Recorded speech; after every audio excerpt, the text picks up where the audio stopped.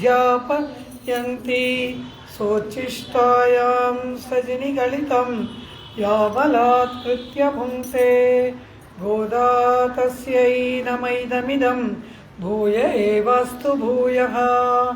அன்னவயல் புதுவை அண்டாளரங்கற்கு பன்னு திருப்பாவை பல்பதியம் இன்னிசையால் பாடிக் கொடுத்தாள் நற்பாமாலை பூமாலை சூடிக் கொடுத்தாளை சொல்லு. சூடிக் கொடுத்த சுடற்கொடியே தொல்பாவை பாடி அருள வல்ல பல்வளையாய் நாடி நீ வெங்கடவர்க்கென்ன விதி என்ன இம்மாத்தம் நாங்கடவா வண்ணமே நல்கு. அண்டை உலகமளந்தாய் அடிபோத்தி சந்திரங்கத்தென்னிலங்க செத்தாய் திரள் போத்தி பொன்னச்சகணமுதைத்தாய் புகழ் போத்தி கன்று குணிலாயறிந்தாய் கழல் போத்தி குன்று குடையாய் எடுத்தாய் குணம் போத்தி என்றென்றும் சேவகமே ஏத்தி பறைகொள்வான் இன்று யாம் வந்தோம் இரங்கேலோரெம்பாவாய். ஆண்டாள் ತಿರುವಡಿಗಳೇ ಶರಣಂ. ಶ್ರೇಯಪತಿಯಾಗಿ ಅಖಿಲಹೇಯ ಪ್ರತ್ಯನೀಕ ಸಮಸ್ತ ಕಲ್ಯಾಣೈಕ ತಾನನಾದ ಪರಾತ್ಪರನಾದ ಪರಮಾತ್ಮನನ್ನ ನಿನ್ கோயிலிங்கனே போந்தருளி கோப்புடைய சீரிய சிங்காசனத்திலிருந்து யாம் வந்த காரியம் ಆರಾಯ್ದರುಳ್ ಎನ್ನುತ್ತಾಳೆ ಆಂಡಾಳ್. ಪರಮಾತ್ಮ ನಿನ್ನ ಶಯ್ಯಾ ಮಂದಿರದಿಂದ ನೀನು ಸ್ವಲ್ಪ ದೂರ ನಡೆದು ನಮಗಾಗಿ ಆ ಒಡ್ಡೋಲಗದಲ್ಲಿ ಅಂದರೆ ಸಭಾ ಮಧ್ಯದಲ್ಲಿ ನೀನಿದ್ದು ನಮ್ಮ ಕೋರಿಕೆಯನ್ನ ಕೇಳುವವನಾಗಬೇಕು ಎಂಬುದಾಗಿ ಪ್ರಾರ್ಥನೆ ಮಾಡ್ತಾಳೆ. ಆದರೆ ಅದು ಏನು ಎಂಬುದನ್ನ ಆಂಡಾಳ್ ಅವಳು ಇಲ್ಲಿ ಹೇಳುವುದಿಲ್ಲ. ಕಾರಣ ಸಮಯವನ್ನ ನೋಡಿ ವಿಜ್ಞಾಪನೆ ಮಾಡಬೇಕು ಎಂಬುದಕ್ಕಾಗಿ ಯಾಂ ಬಂದ ಕಾರ್ಯಂ ಎನ್ನುತ್ತಾಳೆಯೇ ವಿನಃ ತಾವು ಬಯಸಿದ್ದು ಏನನ್ನ ಎಂಬುದನ್ನ ಆಂಡಾಳು ಹೇಳಲಾರಳು. ಹಾಗೆ ಪರಮಾತ್ಮ ಇವರು ಅಪೇಕ್ಷೆ ಪಟ್ಟಾಗ ತನ್ನ ಅಂತಃಪುರದಿಂದ ಆ ಕೃಷ್ಣ ಪರಮಾತ್ಮ 4 ಹೆಜ್ಜೆ ನಡೆದು ಬರ್ತಾನೆ.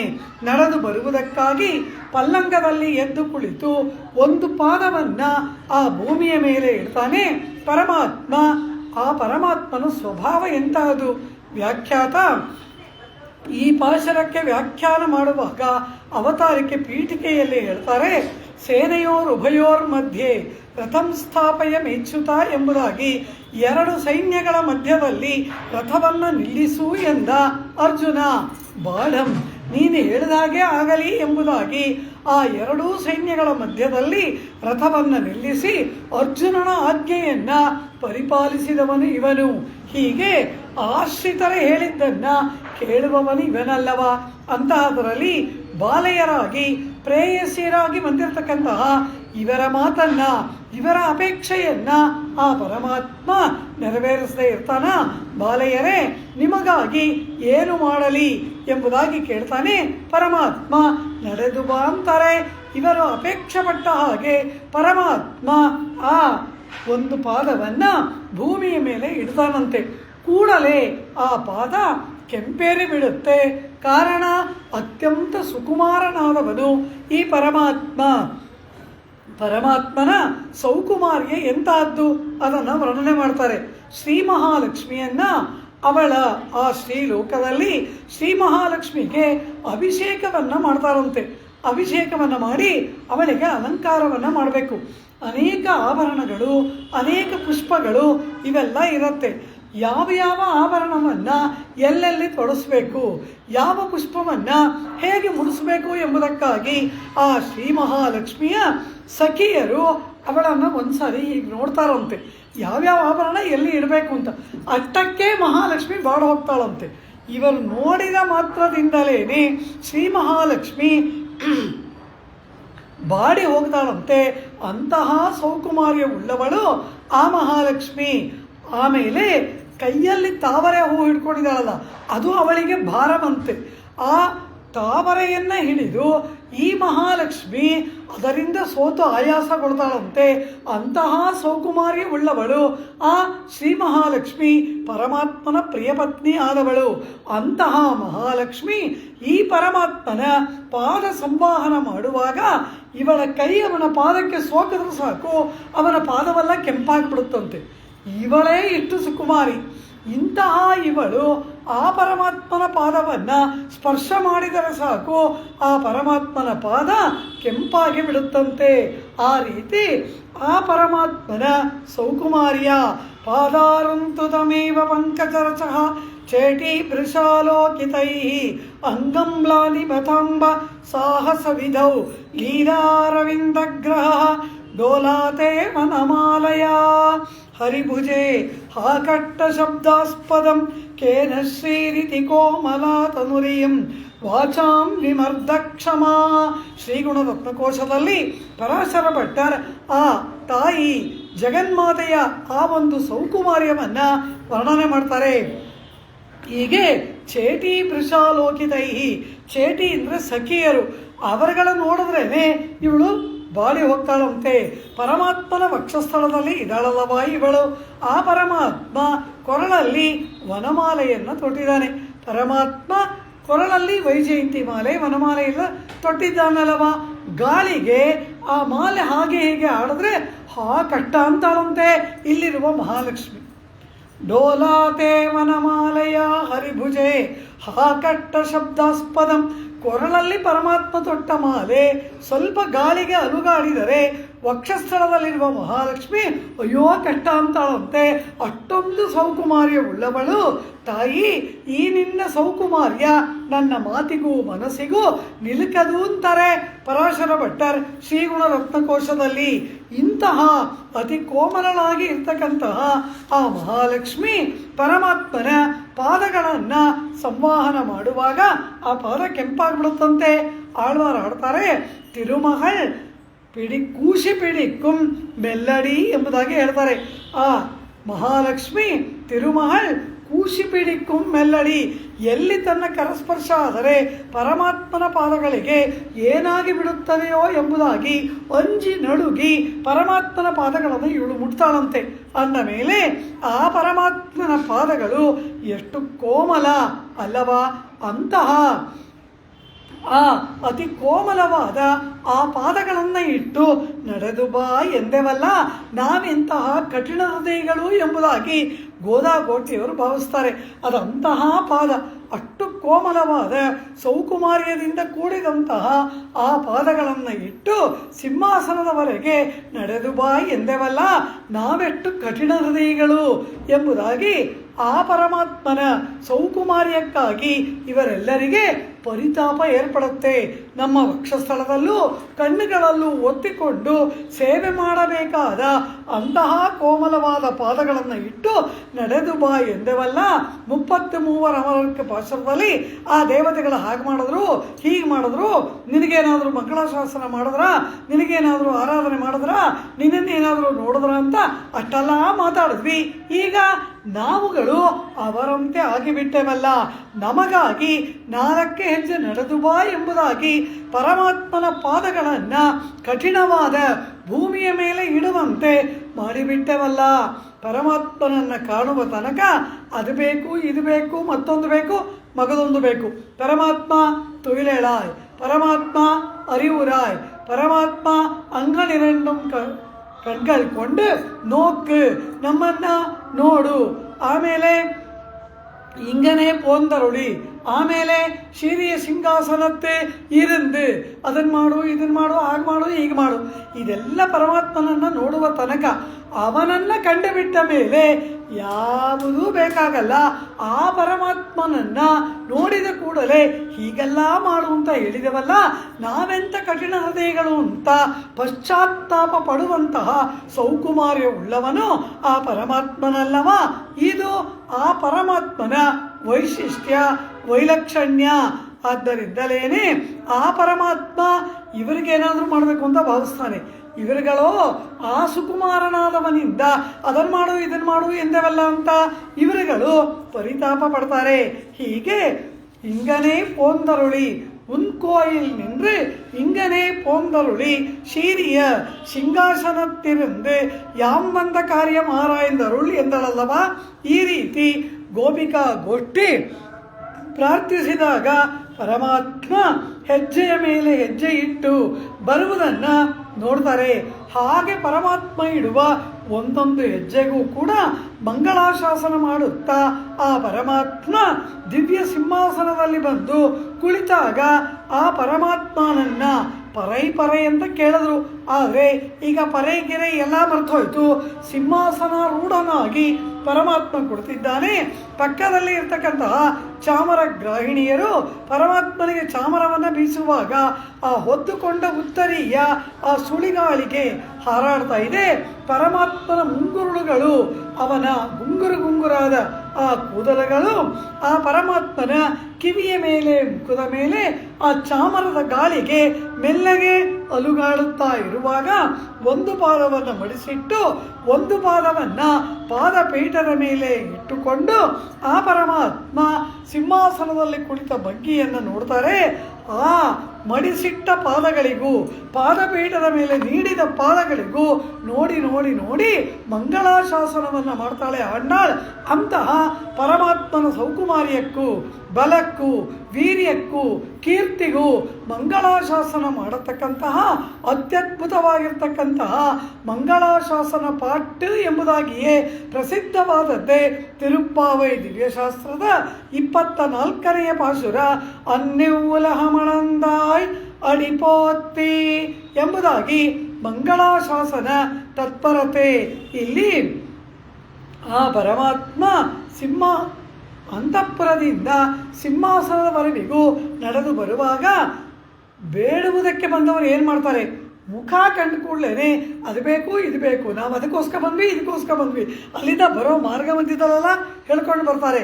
ಆದರೆ ದೇವಿ ಆಂಡಾಳ್ ಆ ರೀತಿ ಎಲ್ಲ ಕೇಳಲೇ ಇಲ್ಲ. ಈ ಪರಮಾತ್ಮನನ್ನ ನಾವು ಏನಾದರೂ ಕಂಡ ಕೂಡಲೇ ಕೇಳಿದ್ರೆ ಏನಾಗುತ್ತೆ? ನಾವು ಕೇಳೋದೇ ಒಂದು, ಅವನು ಏನೇನೋ ತಗೊಂಡೋಗು ಅಂತ ಕೊಟ್ಟು ಕಳಿಸ್ಬಿಟ್ಟು ನಮ್ಮನ್ನು ಆ ಪರಮಾತ್ಮ ವಂಚನೆ ಮಾಡಿಬಿಡ್ತಾನೆ. ಭರತ ರಾಮನನ್ನೇ ಬಯಸಿ ಹೋದವನು. ಈ ರಾಮ ಏನು ಮಾಡ್ದ? ಏನೋ ಪಾದಕ್ಕೆ ಕೊಟ್ಟು ಅವನ ತಲೆ ಸೋರಿ ಕಳಿಸ್ಬಿಟ್ಟ. ಆ ರೀತಿ ಮಾಡಿಬಿಡ್ತಾನಲ್ಲವ. ಆದ್ದರಿಂದ ಸಮಯ ನೋಡಿ ವಿಜ್ಞಾಪಿಸಬೇಕು. ಆ ಪರಮಾತ್ಮ ಅಂತಃಪುರದಿಂದ ಸಿಂಹಾಸನದವರೆಗೂ ನಡೆದು ಬರುವಾಗ ಆ ಪರಮಾತ್ಮನನ್ನು ನೋಡಿ ಅದು ಬೇಕು ಇದು ಬೇಕು ಎಂಬುದಾಗಿ ಏನನ್ನೂ ಕೇಳದೆ ಆ ಪರಮಾತ್ಮನ ಪಾದಗಳ ಸೌಕುಮಾರ್ಯವನ್ನು ನೋಡಿ ಅದಕ್ಕೆ ಮಂಗಳ ಮಂಗಳ ಮಂಗಳ ಎಂಬುದಾಗಿ ಮಂಗಳವನ್ನು ಹಾರೈಸ್ತಾಳೆ ಆಂಡಾಳ್. ಕಾರಣ ಏನು ಅಂದರು, ಇವಳು ಯಾರು? ಪಲ್ಲಾಂಡು ಪಲ್ಲಾಯಿರತ್ತಾಂಡು ಎಂಬುದಾಗಿ ಮಂಗಳಾಶಾಸನ ಮಾಡ್ತಕ್ಕಂತಹ ಪೆರಿಯಾಳ್ವಾರರ ಪುತ್ರಿಯಾಗಿ ಶಿಷ್ಯಳಾಗಿ ಇರುವವಳು ಇವಳಲ್ಲವ. ಎಲ್ಲ ಆಳ್ವಾರಗಳು ಪರಮಾತ್ಮನನ್ನು ಕಾಣಬೇಕು, ಭಗವದ್ ಅನುಭವ ಬೇಕು ಅಂತಾರೆ. ಆದರೆ ಪೆರಿಯಾಳ್ವಾರ್ ಪರಮಾತ್ಮನೇ ಬಂದು ಎದುರುಗಡೆ ನಿಂತರೂ ಕೂಡ ನೀ ಯಾಕೆ ಬಂದೆ, ನಿನಗೇನಾದರೂ ದೃಷ್ಟಿದೋಷ ತಗಲಿಬಿಟ್ರೆ ನಿನಗೆ ಮಂಗಳ ಮಂಗಳ ಎಂಬುದಾಗಿ ಪರಮಾತ್ಮನಿಗೆ ಪಲ್ಲಾಂಡನ್ನು ಹಾಡಿದವರು ಪೆರಿಯಾಳ್ವಾರಲ್ಲವ, ಅವರ ಮಗಳಲ್ಲವ. ಆದ್ದರಿಂದ ಅನವರತ ಪರಮಾತ್ಮನಿಗೆ ಏನಾಗ್ಬಿಡುತ್ತೋ, ಪರಮಾತ್ಮನಿಗೆ ಯಾವ ಆಪತ್ತು ಬರುತ್ತೋ, ಪರಮಾತ್ಮನಿಗೆ ಎಲ್ಲಿ ದೃಷ್ಟಿ ತಾಕ್ಬಿಡುತ್ತೋ, ಪರಮಾತ್ಮನಿಗೆ ಎಲ್ಲಿ ಯಾವ ರೀತಿಯಾದಂತಹ ಆ ಅಸುರ ದಾನವ ಅಥವಾ ವಿರೋಧಿಗಳಿಂದ ಏನು ಕೇಳಬರುತ್ತೋ ಇದೇ ಚಿಂತನೆ. ಪರಮಾತ್ಮ ನಮಗೆ ರಕ್ಷಕ, ಎಲ್ಲರನ್ನ ಕಾಪಾಡುವವನು, ಜಗತ್ತೆಲ್ಲವನ್ನ ರಕ್ಷಿಸುವವನು ಪರಮಾತ್ಮನಲ್ಲವ. ಆದರೆ ಇವರ ಭಾವನೆ ಏನು? ತಾವು ಪರಮಾತ್ಮನನ್ನು ರಕ್ಷಣೆ ಮಾಡುವ ಭಾವ. ಕಾರಣ ಏನು ಅಂದರೆ ಅವನ ಮೇಲಿನ ಅಧಿಕವಾದ ಪ್ರೇಮ ಅಧಿಕವಾಗಿಬಿಟ್ರೆ ಏನಾಗುತ್ತೆ? ಅದೆಲ್ಲ ಅವನು ರಕ್ಷಕ ಅನ್ನೋದೆಲ್ಲ ಮರ್ತೋಗ್ಬಿಡುತ್ತೆ. ಪರಮಾತ್ಮನ ಯಾರ ಮೇಲೆ ಪ್ರೇಮ ಅಧಿಕವೋ ಆಗೇನಾಗತ್ತೆ? ಒಂದು ವಯಸ್ಸಾದ ಅಜ್ಜಿ ಇರ್ತಾಳೆ, ಅವಳಿಗೊಬ್ಬ ಮೊಮ್ಮಗಳೋ ಎಲ್ಲ ಮೊಮ್ಮಕ್ಕಳು ನೋಡ್ಕೋತಾ ಇರ್ತಾರೆ. ಆ ಅಜ್ಜಿ ಕೈಲಿ ಏನೂ ಆಗಲ್ಲ, ಎಲ್ಲವನ್ನ ಈ ಮೊಮ್ಮಕ್ಕಳು ಮಾಡಬೇಕು. ಆದರೆ ಆ ಮೊಮ್ಮಕ್ಕಳು ಹೊರಗಡೆ ಹೋಗುವಾಗ ಅಜ್ಜಿ ಏನು ಹೇಳುತ್ತೆ? ಅಯ್ಯ ಜೋಪಾನ ಅನ್ನತ್ತೆ. ಈ ಅಜ್ಜಿನ ಅವ್ರನ್ನ ಜೋಪಾನ ಮಾಡೋರು, ಅವರು ಇವಳನ್ನ ನೋಡ್ಕೋತಾ ಇದ್ದಾರೆ. ಆದರೆ ಅವ್ರು ಹೋಗುವಾಗ ಎಲ್ಲಾದರೂ ಆ ಕಡೆ ಈ ಕಡೆ ಕೆಲಸ ಮಾಡುವಾಗ ಜೋಪಾನ ಜಾಗ್ರತೆ. ಕಾರಣ ಏನು? ಅವರ ಮೇಲಿನ ಪ್ರೇಮ. ಹಾಗೆ ನಮ್ಮನ್ನು ಕಾಯುವವನು ಪರಮಾತ್ಮ, ಅವನು ನಮಗೆ ರಕ್ಷಕ. ಆದರೆ ಆ ಪರಮಾತ್ಮನ ಮೇಲಿನ ಪ್ರೇಮ ಅಧಿಕವಾಗಿ ಬಿಟ್ಟಾಗ ದೇವಾಲಯದಲ್ಲಿ ಕೈಂಕರ್ಯವೆಲ್ಲ ಮುಗಿಯುತ್ತೆ. ತಿರುಕ್ಕಾಪು ಶಾಸ್ತ್ರದಿಂದ ದ್ವಾರವನ್ನು ಬಾಗಿಲಾಕ್ತಾರೆ, ಬೀಗ ಹಾಕ್ಬಿಟ್ಟು 10 ಸಾರಿ ಜಗ್ಗಿ ನೋಡ್ತಾರೆ. ಇಷ್ಟೋ ತನಕ ಪರಮಾತ್ಮನಿಗೆ ಅಟ್ಟೋತ್ರದಲ್ಲಿ ಏನು ಹೇಳಿದ್ರಿ? ನೀನೇ ರಕ್ಷಕ, ನೀನೇ ಕಾಪಾಡೋನು, ನೀನೇ ನಮ್ಮೆಲ್ಲರನ್ನು ನೋಡ್ಕೋಬೇಕು ಅಂತೆಲ್ಲ ಪರಮಾತ್ಮನ ಕೇಳ್ಕೊಂಬಿಟ್ಟು ಈಗ ಬೀಗ ಹಾಕಿದ್ಮೇಲೆ ಬೀಗ ಯಾಕೆ ಜಗ್ಗಬೇಕು? ಅವನು ನಾವು ನೋಡ್ಕೊಳ್ಳಲ್ವಾ? ಅದು ಯಾಕೆ? ಇದು ಭಾವನೆ. ಅಂದರೆ ಅವನು ರಕ್ಷಕ, ನಾವು ರಕ್ಷ್ಯ ಎಂಬುದು ಜ್ಞಾನದಶೆ. ನಾವು ರಕ್ಷಕರಾಗಿ ಅವನು ರಕ್ಷ್ಯ ಎಂಬುದು ಪ್ರೇಮದಶೆ. ಆ ಪ್ರೇಮದಶೆಯಲ್ಲಿ ರಕ್ಷಕ ಭಾವಂ ಮಾರಾಡಿ ನಿರ್ಕುಂ ಅಂದ್ಬಿಟ್ರು. ಇಲ್ಲಿ ಪರಮಾತ್ಮನಿಗೆ ಉತ್ಸವ ಬರ್ತಾ ಇರುತ್ತೆ, ಒಂದು ಸ್ವಲ್ಪ ವ್ಯತ್ಯಾಸ ಅಂದರೆ ಅಯ್ಯೋ ಅಯ್ಯೋ ಅಯ್ಯೋ ಅಂತ. ಲೋಕವನ್ನೇ ಕಾಪಾಡುವ ಪರಮಾತ್ಮ ತನ್ನನ್ನು ತಾನು ನೋಡ್ಕೊಳ್ಳೋದಾರನ ಅಂದರೆ ಆ ಪರಮಾತ್ಮನನ್ನು ವಿಜಯ ಮಾಡಿಸ್ತಾ ಇರಬೇಕಾದ್ರೆ ಆ ಪರಮಾತ್ಮನಿಗೆ ಏನಾಗ್ಬಿಡುತ್ತೋ ಎಂಬತಕ್ಕಂತಹ ಶಂಕೆ, ಅಂಜಿಕೆ, ಇದು ಪ್ರೇಮಭಾವ. ಅವನು ರಕ್ಷಕ ಎಂಬುದು ಜ್ಞಾನದಶೆ, ನಾವವನಿಗೆ ರಕ್ಷಕರು ಎಂಬುದು ಪ್ರೇಮದಶೆ. ಆದ್ದರಿಂದ ಜ್ಞಾನದಶೆಯಲ್ಲಿ ಏನಾಗತ್ತೆ? ಜ್ಞಾನದಶೆயில் ರಕ್ಷಕ ಭಾವಂ ತನ್ಕಪ್ಪಿಲೇ ಕಿಡಕ್ಕುಂ. ಅಂದರೆ ಏನು? ಒಂದು ತ್ರಾಸಿರುತ್ತೆ, ಈ ಕಡೆ ಒಂದು ಬಟ್ಲು, ಈ ಕಡೆ ಒಂದು ಬಟ್ಲು. ಜ್ಞಾನದಶೆಯಲ್ಲಿ ರಕ್ಷಕ ಅದು ಸರಿಯಾಗಿರುತ್ತೆ. ಪ್ರೇಮದಶೆ ಬಂದಾಗ ಬದಲಾವಣೆ ಆಗೋಗುತ್ತೆ. ಅವನು ರಕ್ಷಕನಾಗ್ಬಿಡ್ತಾನೆ, ನಾವು ರಕ್ಷಕ ಎಂಬ ಭಾವನೆ ಬಂದ್ಬಿಡುತ್ತೆ. ಈ ರೀತಿ ಆ ಪರಮಾತ್ಮನನ್ನು ಮಂಗಳಾಶಾಸನ ಮಾಡುವುದು ಆ ಕಾರಣಕ್ಕಾಗಿ. ಪರಮಾತ್ಮ ದೊಡ್ಡವರು ಚಿಕ್ಕವರಿಗೆ ಮಂಗಳ ಚೆನ್ನಾಗಿರು ಅಂತ ಆಶೀರ್ವಾದ ಮಾಡಬೇಕು. ಚಿಕ್ಕವರು ದೊಡ್ಡವ್ರಿಗೆ ಮಾಡೋದಾ ಅಂದರು. ದೊಡ್ಡವರು ಚಿಕ್ಕವರಿಗೆ ಮಾಡುವುದು ಅದು ಸ್ವರೂಪ ವಿಧಿ. ಚಿಕ್ಕವರು ದೊಡ್ಡವರು ಚೆನ್ನಾಗಿರ್ಬೇಕು ಅಂತ ಹೇಳೋದು ಪ್ರೇಮದಿಂದ, ವಾತ್ಸಲ್ಯದಿಂದ, ಅವರ ಮೇಲಿನ ಗೌರವದಿಂದ. ತುಂಬ ದೊಡ್ಡವರು ಇರ್ತಾರೆ, ಏನು ಹೇಳ್ತೀವಿ? ದೇವರು ನಿನ್ನ ತುಂಬ ಕಾಲ ಚೆನ್ನಾಗಿ ಇಟ್ಟಿರಬೇಕು ಅಂತ ಹೇಳ್ತೀವಿ. ನಾವು ಹೇಳೋದು ಅವರು ದೊಡ್ಡವರು, ಅವರು ನಮ್ಗೆ ಆಶೀರ್ವಾದ ಮಾಡಬೇಕು. ಆದರೆ ಏನು? ಅವರ ಮೇಲಿನ ಪ್ರೇಮ ಗೌರವದಿಂದ ನಾವೇನು ಹೇಳ್ತೀವಿ? ತಮ್ಮನ ದೇವರು 100 ಕಾಲ ಚೆನ್ನಾಗಿಟ್ಟಿರಬೇಕು. ಕಾರಣ ಏನು? ಅವರ ಮೇಲಿನ ಪ್ರೇಮ, ಅವರ ಮೇಲಿನ ಗೌರವ. ಆ ರೀತಿ ಇಲ್ಲಿಯೂ ಕೂಡ ಜ್ಞಾನದಶೆயில் ರಕ್ಷಕ ಭಾವಂ ತನ್ಕಪ್ಪಿಲೇ ಕಿಡಕ್ಕುಂ, ಪ್ರೇಮದಶೆயில் ತಟ್ಟುಮಾರಿ ಕಿಡಕ್ಕುಂ ಅಂತಾರೆ.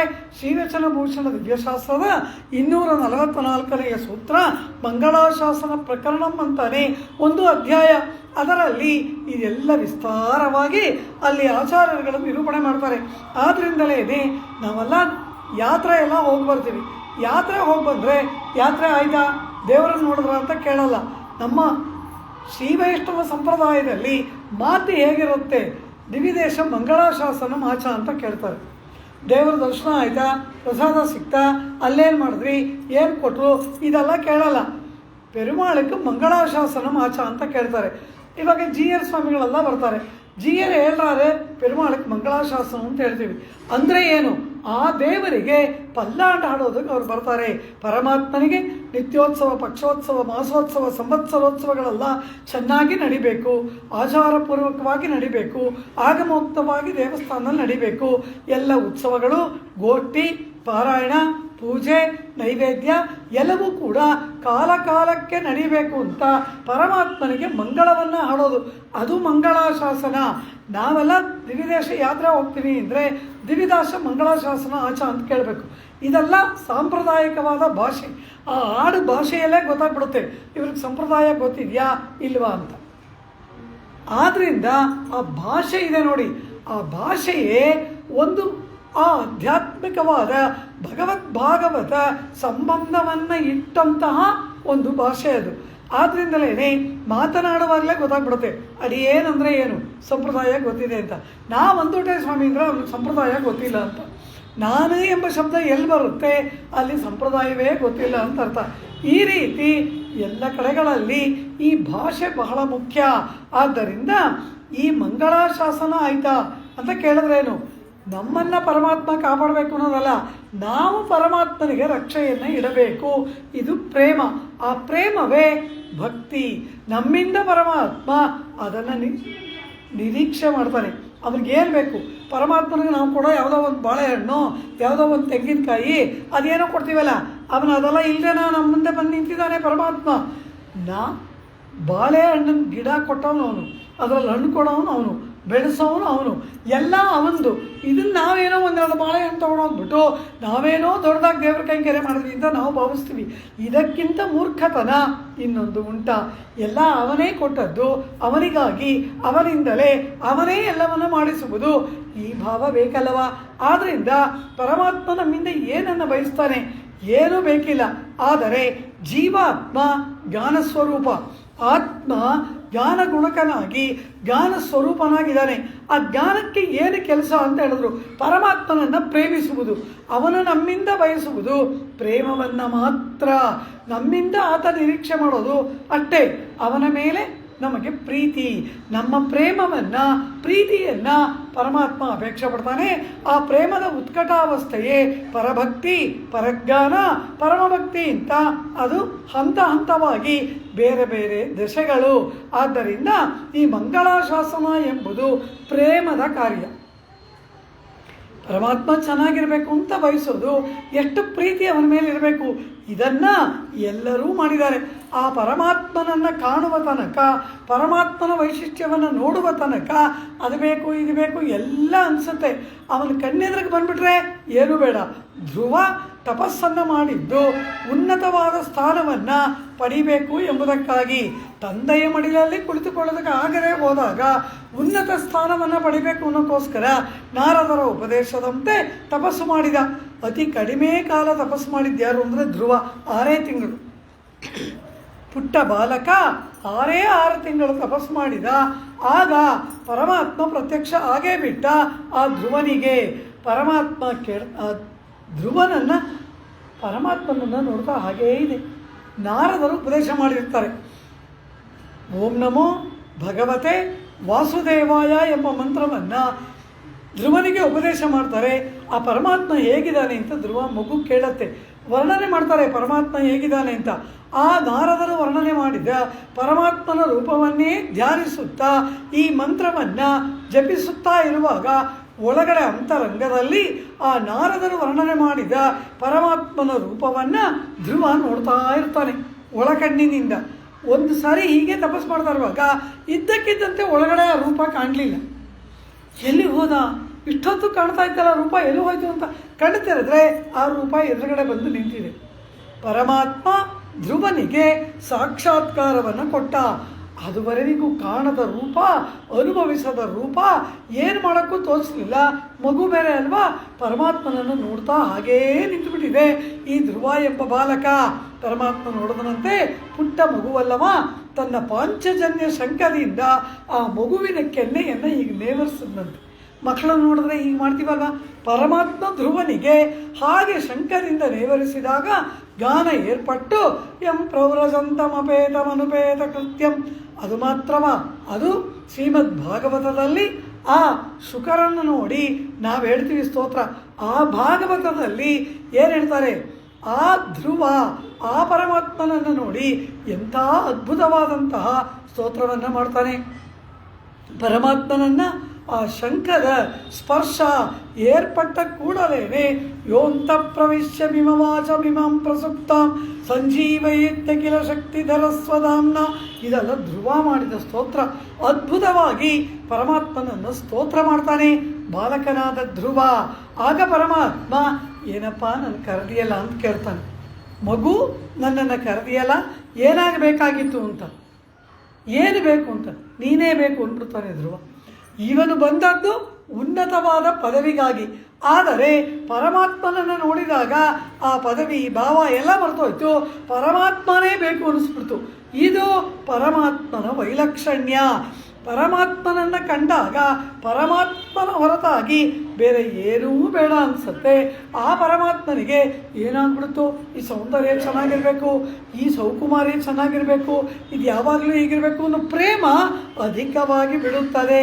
ಆದ್ದರಿಂದ ಇಲ್ಲಿ ಆ ಪರಮಾತ್ಮನಿಗೆ ಹೇಯ ಪ್ರತ್ಯನೀಕನಾಗಿ ಕಲ್ಯಾಣೈಕ ತಾನನಾಗಿ ಶ್ವೇತರ ಸಮಸ್ತ ರಕ್ಷಕನಾಗಿ ಇರ್ತಕ್ಕಂತಹ ಆ ಪರಮಾತ್ಮನಿಗೆ ನಮಗುಂಟಾದ ಪ್ರೇಮದಿಂದ ಯಾವ ಅಮಂಗಳವೂ ಏರ್ಪಡಬಾರದು ಎಂಬ ಭಾವನೆಯಿಂದ ಆ ಪರಮಾತ್ಮನಿಗೆ ಮಂಗಳ ಹಾಡ್ತೀವಲ್ಲ, ಅದು ಪರಮಾತ್ಮನಿಗೆ ಪರಮ ಪ್ರಿಯವಾದದ್ದು.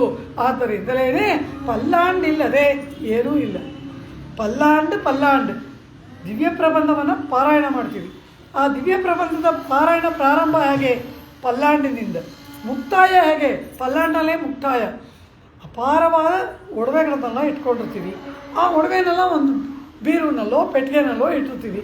ಅದನ್ನೆಲ್ಲ ಧರಿಸ್ಕೋಬೇಕಾದ್ರೆ ಏನು ಮಾಡ್ತೀವಿ? ಬೀಗ ತೆಗೆದುಬಿಟ್ಟು ಆ ಆಭರಣನೆಲ್ಲ ಹಾಕ್ಕೊಂಡು ಸಮಾರಂಭಕ್ಕೆ ಹೋಗಿ ಬರ್ತೀವಿ.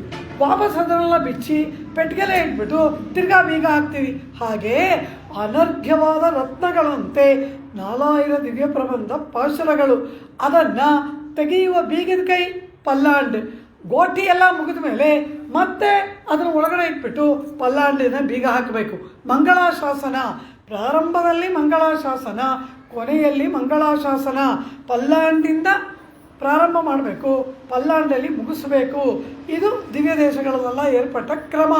ಆದ್ದರಿಂದ ಆ ರೀತಿಯಾಗಿ ಪಲ್ಲಾಂಡ್ ಅಂದ್ರೇನು? ಮಂಗಳಾಶಾಸನ. ಪೆರಿಯಾಳ್ವಾರ್ ಏನು ಹೇಳಿದ್ರು? ದೇವಮಾನದಲ್ಲಿ ಮಂಗಳ, ಮನುಷ್ಯಮಾನದಲ್ಲಿ ಮಂಗಳ, ದೇವಮಾನದಲ್ಲಿ ಮಂಗಳ, ಬ್ರಹ್ಮಮಾನದಲ್ಲಿ ಮಂಗಳ. ಪಲ್ಲಾಂಡ್ ಪಲ್ಲಾ ಇರತ್ತಾಂಡ್. 3 ಪಲ್ಲಾಂಡ್ ಹೇಳಿದ್ರು. ಕೊನೆಗೆ ಫಲಗೋಟಿ 100,000. ಇನ್ನು ಹೇಳೋಕ್ಕೆ ನಮಗೆ ಅವಕಾಶವಿಲ್ಲದೇ ಇರೋದ್ರಿಂದ ಪರಮಾತ್ಮ ತತ್ವ ಇರುವ ತನಕ ಅವನಿಗೆ ಮಂಗಳ ಅಂದ್ಬಿಟ್ರು. ಫಲಗೋಟಿ 100,000 ಮಲ್ಲಾಂಡ ತಿಂಡೋಳ್ ಮಣಿವಣ್ಣ ಎಂಬುದಾಗಿ ಪೆರಿಯಾಳ್ವಾರ್ ಮಂಗಳಾಶಾಸನವನ್ನು ಮಾಡಿದರಲ್ಲವ. ಆ ರೀತಿ ಪರಮಾತ್ಮನ ಸ್ವರೂಪವನ್ನು ಕಂಡಾಗ ಅವನು ರಕ್ಷಕ ಎಂಬ ಭಾವ, ಪರಮಾತ್ಮನ ಸೌಂದರ್ಯ ಸೌಕುಮಾರ್ಯಗಳನ್ನು ಕಂಡಾಗ ಅವನು ರಕ್ಷಕನಾಗಿ ಬಿಡ್ತಾನೆ, ನಾವು ರಕ್ಷಕರಾಗಿ ಬಿಡ್ತೇವೆ. ಇದು ಎಲ್ಲರಿಗೆ ಏರ್ಪಟ್ಟದ್ದು. ದಶರಥ ಚಕ್ರವರ್ತಿ ಸೀತಾ ಕಲ್ಯಾಣ ಆಗಿ ಸೀತಾರಾಮ ಲಕ್ಷ್ಮಣ ಭರತ ಶತ್ರುಘ್ನ ಎಲ್ಲ ಅವರವರ ಪತ್ನಿಯರ ಸಮೇತ ಅಯೋಧ್ಯ ನಗರಕ್ಕೆ ಹಿಂತಿರುಗಿ ಬರ್ತಾ ಇರ್ತಾರೆ. ಆಗ ಎದುರುಗಡೆ ಪರಶುರಾಮ ಬಂದ್ಬಿಡ್ತಾನೆ. ಪರಶುರಾಮ ಬಂದ ಅಂತ ಕೇಳಿದ ಕೂಡಲೇ ದಶರಥನಿಗೆ ಮೂರ್ಛೆಯೇ ಬಂದ್ಬಿಡ್ತು. ಕಾರಣ, ಎಲ್ಲ ಕ್ಷತ್ರಿಯರ ತಲೆಯನ್ನು ಕತ್ತರಿಸುವವನು ಪರಶುರಾಮ. ತಮ್ಮ ಮಕ್ಕಳಿಗೆ ಏನಾಪತ್ತು ಬಂದ್ಬಿಡ್ತು ಅಂತ. ಆದರೆ ರಾಮ ಪರಶುರಾಮನ ಕೈಯಲ್ಲಿರುವ ಧನುಸ್ಸನ್ನು ತೆಗೆದುಕೊಂಡು ಪರಶುರಾಮ ಪರಾಜಿತನಾಗಿ ಹೊರಟೋದಾಗ ಈ ದಶರಥಾದಿಗಳಿಗೆಲ್ಲ ಮೂರ್ಛೆ ಎಚ್ಚರ ಆಗತ್ತೆ. ಆಗ ಎಲ್ಲಿ ಪರಶುರಾಮ ಹೊರಟೋದ, ನಿಮ್ಮ ಪುತ್ರನಾದ ರಾಮ ವಿಜಯಿಯಾದ ಅನ್ನೋದನ್ನು ಕೇಳಿದ ಕೂಡಲೇ ದಶರಥ ಏನು ಮಾಡ್ದ? ಗತೋ ರಾಮ ಇತಿ ಶ್ರುತ್ವ ಹೃಷ್ಟ ಪ್ರಮುದಿತೋ ನೃಪ ಪುನರ್ಜಾತಂ ತದಾ ಮೇನೆ ಸುತಾನಾಮಾತ್ಮನಮೇವ ಚ. ತಾನು ಮತ್ತು ತನ್ನ ಮಕ್ಕಳು ಮತ್ತೆ ಹುಟ್ಟಿದಂತೆ ಭಾವಿಸಿ ತನ್ನ ಮಕ್ಕಳಿಗೆ ಮಂಗಳಾಶಾಸನ ಮಾಡಿದನಂತೆ. ಈಗ ತಾನೇ ಪರಶುರಾಮನಿಗೆ ಹೆದರ್ಕೋತಾ ಇದ್ದ ದಶರಥ. ಆ ಪರಶುರಾಮನನ್ನೇ ತನ್ನ ಮಗ ಸೋಲಿಸಿದ್ದಾನೆ ಅಂದಮೇಲೆ ಅವನಿಗೆ ಇನ್ಯಾಕೆ ರಕ್ಷೆ ಇಡಬೇಕು? ಆದರೆ ದಶರಥ ಏನು, ಅಯ್ಯೋ ರಾಮ ನಿನಗೆ ಮಂಗಳ ಅದೆಲ್ಲ ಮರ್ತೋಯ್ತು. ಪರಶುರಾಮನನ್ನೇ ನನ್ನ ಮಗ ಸೋಲಿಸಿದ ಮೇಲೆ ಇನ್ನೇನು ಆಪತ್ತು ನನ್ನ ಮಗನಿಗೆ ಬರುತ್ತೆ ಅನ್ನೋದು ಮರ್ತೋಯ್ತು. ಮಗನ ಮೇಲಿನ ಪ್ರೇಮ, ಆ ಪ್ರೇಮ ಏನು ಮಾಡುತ್ತೆ? ಮಗು ಚೆನ್ನಾಗಿರು ಅಂತ ಹೇಳೋ ಹಾಗೆ ಮಾಡುತ್ತೆ. ಆ ರೀತಿ ನಂದಗೋಪ ಕೃಷ್ಣ ಪರಮಾತ್ಮನಿಗೆ ಮಂಗಳ ಆಡದೇ ಇರೋರೇ ಇಲ್ಲ ಗೋಕುಲದಲ್ಲಿ. ಕಾರಣ ಏನು? ಇವತ್ತು ಪೂತನಿ, ನಾಳೆ ಶಕಟಾಸುರ, ನಾಳೆ ದಗಾಸುರ, ಮಾರನೇ ದಿನ ಧೇನುಕಾಸುರ, ಅದರ ಮಾರನೇ ದಿನ ವತ್ಸಾಸುರ. ಯಾರಾದರೂ ಒಬ್ಬರು ಆ ಗೋಕುಲದಲ್ಲಿ ಮೊಳೆತ ಹುಲ್ಲೆಲ್ಲವೂ ಆಸುರಮಯವಲ್ಲವ. ಆದ್ದರಿಂದ ಕೃಷ್ಣನಿಗೆ ಅಪಾರವಾದ ಮಂಗಳಾಶಾಸನ. ಇಲ್ಲಿ ಆ ಪೂತನೆ ಬರ್ತಾಳೆ. ಅದು ಮಾತ್ರವ, ಶಕಟಾಸುರ ಭಂಜನ ಇದೆಲ್ಲ ಆದಾಗ ಆ ನಂದಗೋಪಾಲ ಕೃಷ್ಣನಿಗೆ ಮಂಗಳ ಹಾಡ್ತಾನಂತೆ. ರಕ್ಷತು ತ್ವಾಮಶೇಷಾಣಾಂ ಭೂತಾನಾಂ ಪ್ರಭವೋ ಹರಿ ಯಸ್ಯ ನಾಭಿ ಸಮುದ್ಭೂತಂ ಪಂಕಜಾಲಭವಜ್ಜಗತೆ. ಮಗು ನಿನಗೆ ಮಂಗಳವಾಗಲಿ. ರಕ್ಷತು ತ್ವಾಂ, ನಿನ್ನನ್ನು ರಕ್ಷಿಸಲಿ ಯಾರು? ಯಾವಾತನ ನಾಭಿ ಕಮಲದಿಂದ ಚತುರ್ಮುಖ ಬ್ರಹ್ಮ ಹುಟ್ಟಿ ಬಂದನೋ, ಯಾವಾತನಿಂದ ಇಡೀ ಜಗತ್ತು ಸೃಷ್ಟಿಸಲ್ಪಟ್ಟಿತೋ ಅಂತಹ ಆ ಹರಿಯಿಂದ ನಿನಗೆ ರಕ್ಷಣೆ ದೊರೆಯಲಿ. ಈ ಮಗು ನಗುತ್ತಂತೆ. ಕಾರಣ ಏನು? ಅವನೇ ನಾನು ಅಂತ ಇವನ ಭಾವ. ಆದರೆ ನಂತಗೋಪನಿಗೇನು ಗೊತ್ತು? ಅವನೇನು ಹೇಳ್ತಾನೆ? ಯಸ್ಯ ನಾಭಿ ಪ್ರಭವೋ ಹರಿಹಿ, ಆ ಯಾವಾತನ ನಾಭಿ ಕಮಲದಿಂದ ಚತುರ್ಮುಖ ಬ್ರಹ್ಮ ಉದ್ಭೂತನಾದನು, ಯಾವಾತನಿಂದ ಜಗತ್ತೆಲ್ಲ ಸೃಷ್ಟಿಸಲ್ಪಟ್ಟಿತೋ ಅಂತಹ ಆ ಹರಿ ರಕ್ಷತು ತ್ವಾಂ, ನಿನ್ನನ್ನು ಕಾಪಾಡಲಿ ಅಂತ ಹೇಳ್ತಾನಂತ. ಈ ಕೃಷ್ಣನಿಗೆ ಎಷ್ಟೆಲ್ಲ ರಕ್ಷಣೆ, ಅವನಿಗಿಟ್ಟಷ್ಟು ರಕ್ಷಣೆ ಮಂಗಳ ಯಾರಿಗೂ ಇಲ್ಲ. ಪರಮಾತ್ಮ ಪಾಂಡವ ದೂತನಾಗಿ ಆ ಹಸ್ತಿನಾವತಿಗೆ ಬರ್ತಾನೆ. ಯುದ್ಧಕ್ಕೆ ಮುಂಚೆ ಕೃಷ್ಣ ಕೌರವರ ಸಭೆಗೆ ಬಂತಾನಲ್ಲವ ದೂತನಾಗಿ. ಯುಧಿಷ್ಠಿರನ ಶಾಂತಿ ಓಲೆಯನ್ನು ಕಟ್ಟಿಕೊಂಡು ಇವನು ಯುಧಿಷ್ಠಿರನ ಆಸ್ಥಾನದಿಂದ ಹೊರಟು ಆ ಕೌರವನ ಆಸ್ಥಾನಕ್ಕೆ ಬರ್ತಾನೆ. ಕೃಷ್ಣ ಪರಮಾತ್ಮ ಬಂದವನು ನೇರಾಗಿ ಕೌರವನ ಸಭಾಸ್ಥಾನಕ್ಕೆ ಹೋಗಲಿಲ್ಲ. ಕೌರವನ ಮನೆಯ ಅನ್ನವನ್ನು ತಿನ್ನಲಿಲ್ಲ. ವಿದುರನ ಮನೆಯಲ್ಲಿ ಹೋಗಿ ಇದ್ದ ಅಲ್ಲವಾ. ವಿದುರ ಅಂತಾನಿ ಬುಭುಜೆ ಶುಚಿ ಇರಿ ಗುಣವಂತಿ ಚ ಅಂತಾರೆ. ಅಲ್ಲಿ ಮಹಾಭಾರತದಲ್ಲಿ ವಿದುರನ ಮನೆಯ ಭೋಜನವನ್ನು ಮಾಡಿದ ಪರಮಾತ್ಮ ಎಲ್ಲ ಒಳ್ಳೆಯ ಗುಣದಿಂದ ಕೂಡಿತ್ತಂತೆ, ಶುದ್ಧವಾಗಿ ಇತ್ತಂತೆ. ಏನು ಶುದ್ಧಿ ಅಂತ ಕೇಳಿದ್ರು. ಏನು ವಿದುರ ಭಾಳ ಮಡಿಯಿಂದ ಅಡುಗೆ ಮಾಡಿದ್ದ ಅಂದರು. ವಿದುರ ಅಡುಗೆ ಮಾಡಿದ್ದು ಮುಖ್ಯವಲ್ಲ, ಕೊಟ್ಟದ್ದಕ್ಕೆ ಪ್ರತಿಫಲವಾಗಿ ಏನನ್ನು ಬಯಸದೇ ಇರುವುದು. ಪರಮಾತ್ಮನಿಗೆ ನೈವೇದ್ಯ ಮಾಡ್ತೀವಿ, ಪ್ರಸಾದ ಮಾಡಿಸ್ತೀವಿ. ಪರಮಾತ್ಮ ನಾನು ನಿನಗೆ ಅದನ್ನು ಮಾಡಿದೆ, ಇದನ್ನು ಮಾಡಿದೆ, ನೀನು ನನಗೆ ಅದನ್ನು ಕೊಡು, ಇದನ್ನು ಕೊಡು ಅಂದರೆ ಅದು ಅಶುಚಿಯಾಗೋಯ್ತು. ನಯ್ಯಿಣೈ ನಲ್ಲದೋರ್ ಸೋರು ಅಂತಾರೆ ಪೆರಿಯಾಳ್ವಾರ್. ನಲ್ಲದೋರ್ ಸೋರು ಅಂದ್ರೇನು? ಮಾಡಿದ್ದಕ್ಕೆ ಕೊಟ್ಟದ್ದಕ್ಕೆ ಪ್ರತಿಫಲವನ್ನು ಬಯಸದೇ ಇರುವುದು. ಯಾರೋ ಒಬ್ರು ಭಾಗವತರಿಗೆ ಏನೋ ಕೊಡ್ತೀವಿ, ಅದನ್ನು ಕೊಟ್ಟರೆ ಇವತ್ತು ತಾಂಬೂಲ ಕೊಟ್ಟಿದ್ದೀನಿ, ನಂಗೆ ಒಳ್ಳೇದಾಗಬೇಕು, ನಾಳೆ ಏನೋ ಒಂದು ಹೊಸ ಕಾರ್ಯ ಮಾಡ್ತಾಯಿದ್ದೀನಿ, ಒಳ್ಳೇದಾಗಬೇಕು, ಇದೆಲ್ಲ ಮಾಡಿದ್ರೆ ಅದು ಅಶುದ್ಧ, ಅಶುಚಿ. ಕೊಡುವುದೇ ಪ್ರಯೋಜನವಾಗಿ ಕೊಡಬೇಕು. ಕೊಟ್ಟದ್ದಕ್ಕೆ ಪ್ರತಿಫಲವನ್ನು ಯಾವ ಕಾಲಕ್ಕೂ ಬಯಸಬಾರ್ದು. ಅದು ಪರಮಾತ್ಮನಿಗೆ ಮಾಡುವ ಕೈಂಕರ್ಯವಾಗಲಿ, ಭಾಗವತರಿಗೆ ಮಾಡುವ ಕೈಂಕರ್ಯವೇ ಆಗಲಿ, ಕೊಡುವುದೇ ಪ್ರಯೋಜನವೇ ವಿನಃ ಕೊಟ್ಟದ್ದಕ್ಕೆ ಪ್ರಯೋಜನ ಅಪೇಕ್ಷೆ ಪಟ್ಟರೆ ಅದು ಅಶುಚಿ, ಅಶುದ್ಧ, ಎಂಜಲು. ನಯ್ಯಿಡೈ ನಲ್ಲದೋರ್ ಸೋರುಂ ಅಂತಾರೆ ಪೆರಿಯಾಳ್ವಾರ್. ಆದ್ದರಿಂದ ಕೊಡುವುದೇ ಪ್ರಯೋಜನವಾಗಿ ಕೊಡಬೇಕು. ಕೈಂಕರ್ಯ ಮಾಡುವುದೇ ಪ್ರಯೋಜನ. ಕೈಂಕರ್ಯಕ್ಕೆ ಪ್ರಯೋಜನವಿಲ್ಲ, ಕೈಂಕರ್ಯವೇ ಫಲ.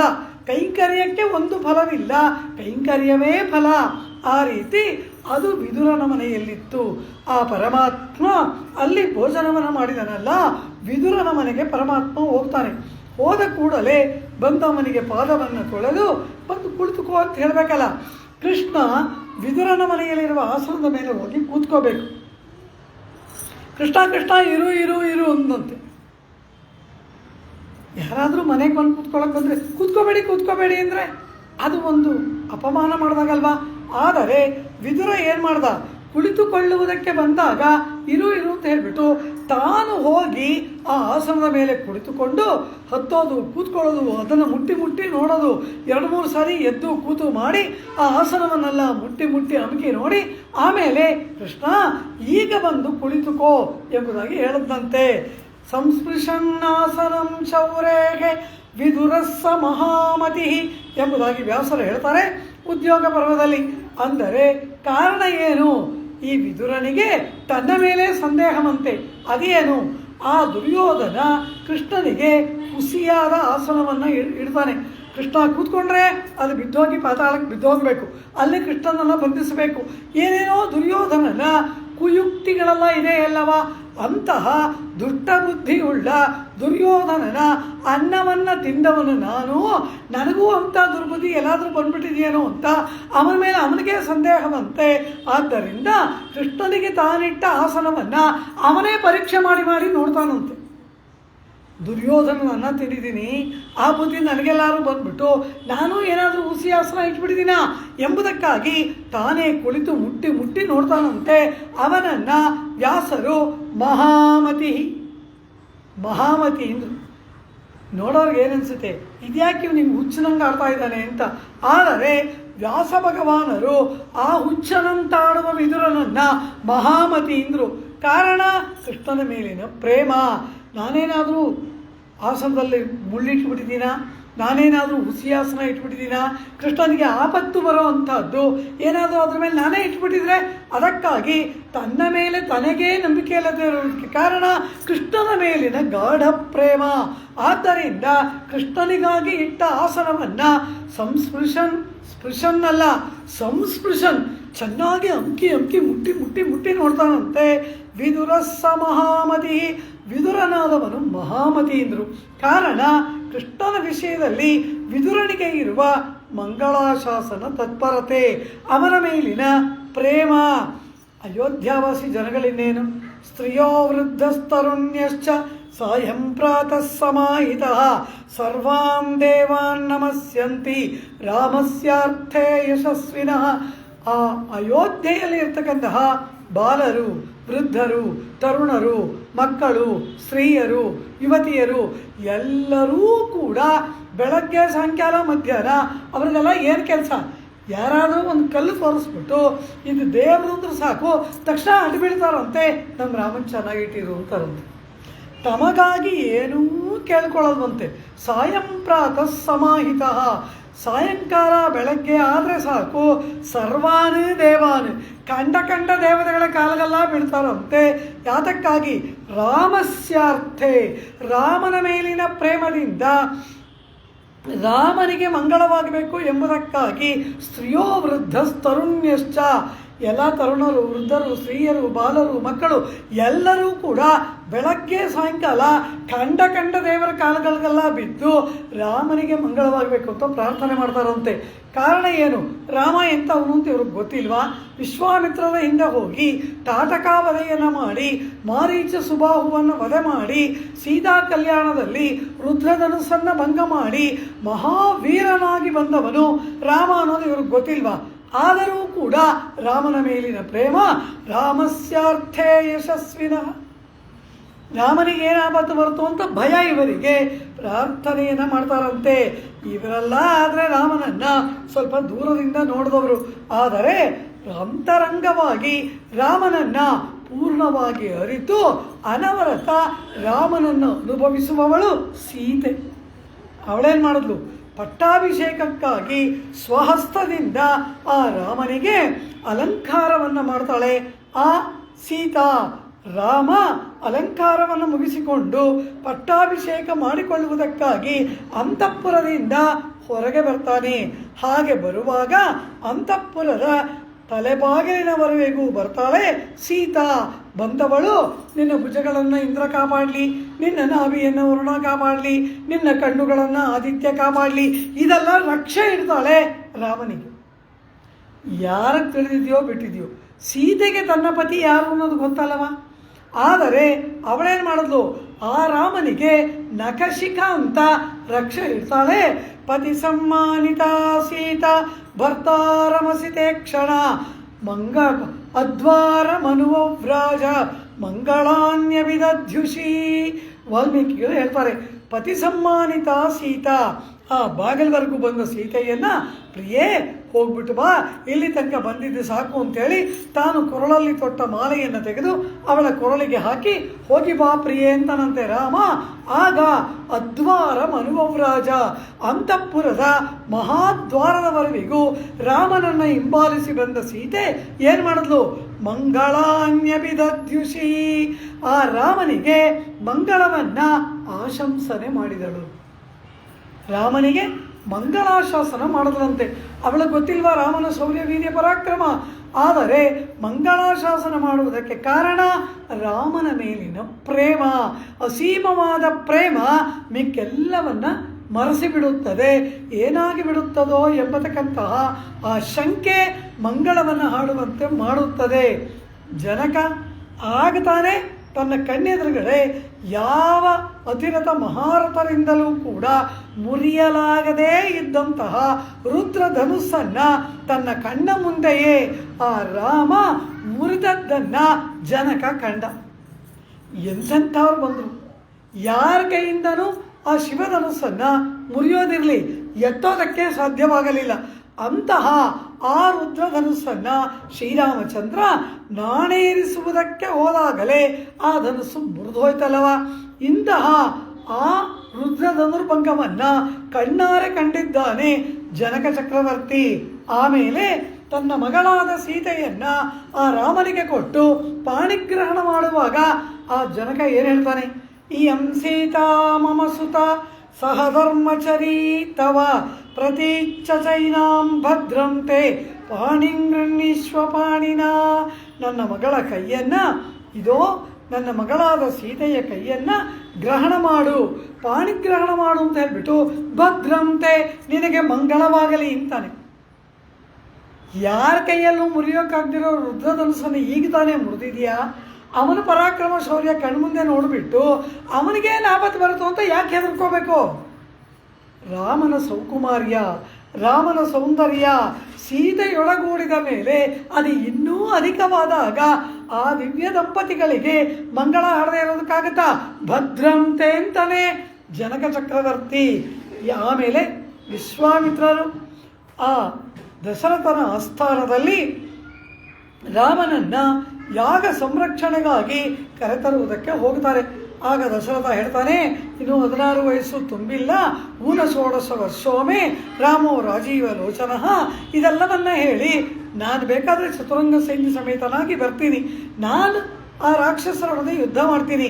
ಇನ್ನೂ ಕೂಡ ಆ ಕೌಸಲ್ಯೆಯ ಬಳಿಯಲ್ಲಿ ಕುಡಿದ ಹಾಲಿನ ಗುರುತು ಕೆನ್ನೆಯ ಮೇಲೆ ಅಳಿಸಿಲ್ಲ, ಇವನನ್ನು ಯುದ್ಧಕ್ಕೆ ಕಳಿಸ್ಲಾ ಅಂತಾನೆ ದಶರಥ. ಆಗ ವಿಶ್ವಾಮಿತ್ರ ಏನು ಹೇಳ್ತಾರೆ? ಎಲೈ ಮೂರ್ಖ ದೊರೆಯೇ, ಅವನನ್ನು ಯಾರು ಅಂತ ಅಂದ್ಕೊಂಡಿದ್ಯಾ? ಅಹಂ ವೇದ್ಮಿ ಮಹಾತ್ಮಾನಂ ರಾಮಂ ಸತ್ಯ ಪರಾಕ್ರಮಂ ವಸಿಷ್ಠೋಪಿ ಮಹಾತೇಜಾ ಏಚೇ ಮೇ ತಪಸಿ ಸ್ಥಿತಾ ಎಂಬುದಾಗಿ ಹೇಳ್ತಾರೆ. ಎಲೈ ದಶರಥ ಚಕ್ರವರ್ತಿಯೇ, ಅವನು ಯಾರು, ಎಂತ ಅವನು ಅನ್ನೋದು ನಿನಗೆ ತಿಳಿಯದು, ನನಗೆ ಗೊತ್ತಿದೆ. ನನಗೆ ಮಾತ್ರ ಅಲ್ಲ, ಇಲ್ಲಿರೋ ವಸಿಷ್ಠಾದಿ ಋಷಿಗಳಿಗಲ್ಲ ಅವನು ಯಾರು ಅನ್ನೋದು ಗೊತ್ತಿದೆ ಅಂತ ಹೇಳಿ ರಾಮನನ್ನು ಕರೆದು ತರ್ತಾರೆ ಅಲ್ಲಿ ಯಾಗ ಸಂರಕ್ಷಣೆಗೆ.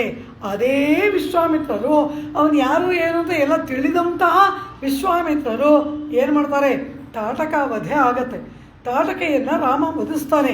ಕೂಡಲೇ ವಿಶ್ವಾಮಿತ್ರ ಏನು ಹೇಳ್ತಾರೆ? ವಿಶ್ವಾಮಿತ್ರಸ್ತು ಬ್ರಹ್ಮರ್ಷಿ ಹುಂಕಾರೇಣ ಅಭಿಭರ್ಷತಾಂ ಸ್ವಸ್ತಿ ರಾಘವಯೋ ಅಸ್ತು ಜಯಂ ಚೈವಾಭ್ಯಭಾಷತ. ಸ್ವಸ್ತಿ ರಾಘವಯೋ, ರಾಘವಯೋ ಲಕ್ಷ್ಮಣನೂ ರಾಘವ ರಘುವಂಶದಲ್ಲಿ ಹುಟ್ಟಿದನಲ್ಲವ, ಈ ಇಬ್ಬರು ರಾಘವರಿಗೆ ಸ್ವಸ್ತಿ ಮಂಗಳ ಮಂಗಳ ಅಂತಾರೆ ವಿಶ್ವಾಮಿತ್ರರು. ಇವರೇ ಅವನು ಮಹಾತ್ಮ ಅಂತ ಹೇಳಿ ಕರ್ಕೊಂಡು ಬಂದಿದ್ದಾರೆ.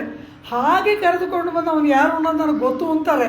ಆದರೆ ಈಗ ಯಾಕೆ ಸ್ವಸ್ತಿಯಿಂದ ಮಂಗಳ ಆಡ್ತಾರೆ ಅಂದರೆ ರಾಮನ ಸೌಕುಮಾರ್ಯ, ಸೌಂದರ್ಯ, ಆ ಅಪೂರ್ವವಾಗಿರ್ತಕ್ಕಂತಹ ಲಾವಣ್ಯಾದಿಗಳು ಇದೆಲ್ಲವನ್ನ ಕಂಡಾಗ ಮಂಗಳವನ್ನು ಹಾಡದೇ ಇರುವುದು ಅಸಾಧ್ಯವಾಗಿ ಅದಕ್ಕೇನಾಪತ್ತು ಬರುತ್ತೋ, ಯಾರ ದೃಷ್ಟಿದೋಷ ತಗಲುತ್ತೋ ಏನೂ ಆಗದೇ ಇರಬೇಕಲ್ಲ. ಸ್ವಸ್ತಿ ರಾಘವಯೋ. ವಿಶ್ವಾಮಿತ್ರರು ಮಂಗಳವನ್ನು ಹಾಡೋದು. ಎಲ್ಲಕ್ಕಿಂತ ದೊಡ್ಡ ವಿಶೇಷ ಏನು ಗೊತ್ತಾ? ದಂಡಕಾವನದಲ್ಲಿದ್ದ ಋಷಿಗಳ ಚರಿತ್ರೆ. ಆ ದಂಡಕಾವನದಲ್ಲಿದ್ದಂತಹ ಋಷಿಗಳೆಲ್ಲ ಈ ರಾವಣನ ಕರಾದೂಷಣ ಋಷಿರು 3 ಜನ ಇದ್ದಾರಲ್ಲ, ಆ ರಾವಣನ ಸಹೋದರರು ಅವರನ್ನ ಜನಸ್ಥಾನದಲ್ಲಿ ಇಟ್ಬಿಟ್ಟಿದ್ದಾನೆ ದಂಡಕಾವನದಲ್ಲಿ. ಅವ್ರಿಗೇನು ಕೆಲಸ? ಎಲ್ಲ ಋಷಿಮುನಿಗಳನ್ನು ಪೀಡಿಸೋದೇ ಕೆಲಸ. ಅನವರತ ವಾಲಕಿಲ್ಯಾಹ ವೈಖಾನಸಾಹ ಎಂತೆಂಥ ಋಷಿ ಮಹರ್ಷಿಗಳೆಲ್ಲ ದಂಡಕಾವನದಲ್ಲಿದ್ದಾರೆ. ಅವರನ್ನು ಅನವರತ ಚಿತ್ರಹಿಂಸೆ ಮಾಡೋದೇ ಈ ರಾವಣನ ಅನುಚರರ ಬಂಟರ ಕೆಲಸ. ಸಾಲದಕ್ಕಲ್ಲೊಬ್ಬಳು ಶೂರ್ಪಣಿಕೆ ಬೇರೆ ಇದ್ದಾಳೆ.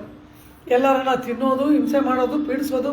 ಒಬ್ಬ ಬರ್ತಾನೆ ತಪಸ್ ಮಾಡ್ತಾರೋ ಋಷಿ ಕಿವಿನೇ ಕಿತ್ಕೊಂಡು ಹೋಗ್ಬಿಡ್ತಾನೆ, ಇನ್ನೊಬ್ಬ ಬರ್ತಾನೆ ಕೈನೇ ಕಿತ್ಕೊಂಡು ಹೋಗ್ಬಿಡ್ತಾನೆ, ಉಪಹಾರ ಅಂತಾರೆ.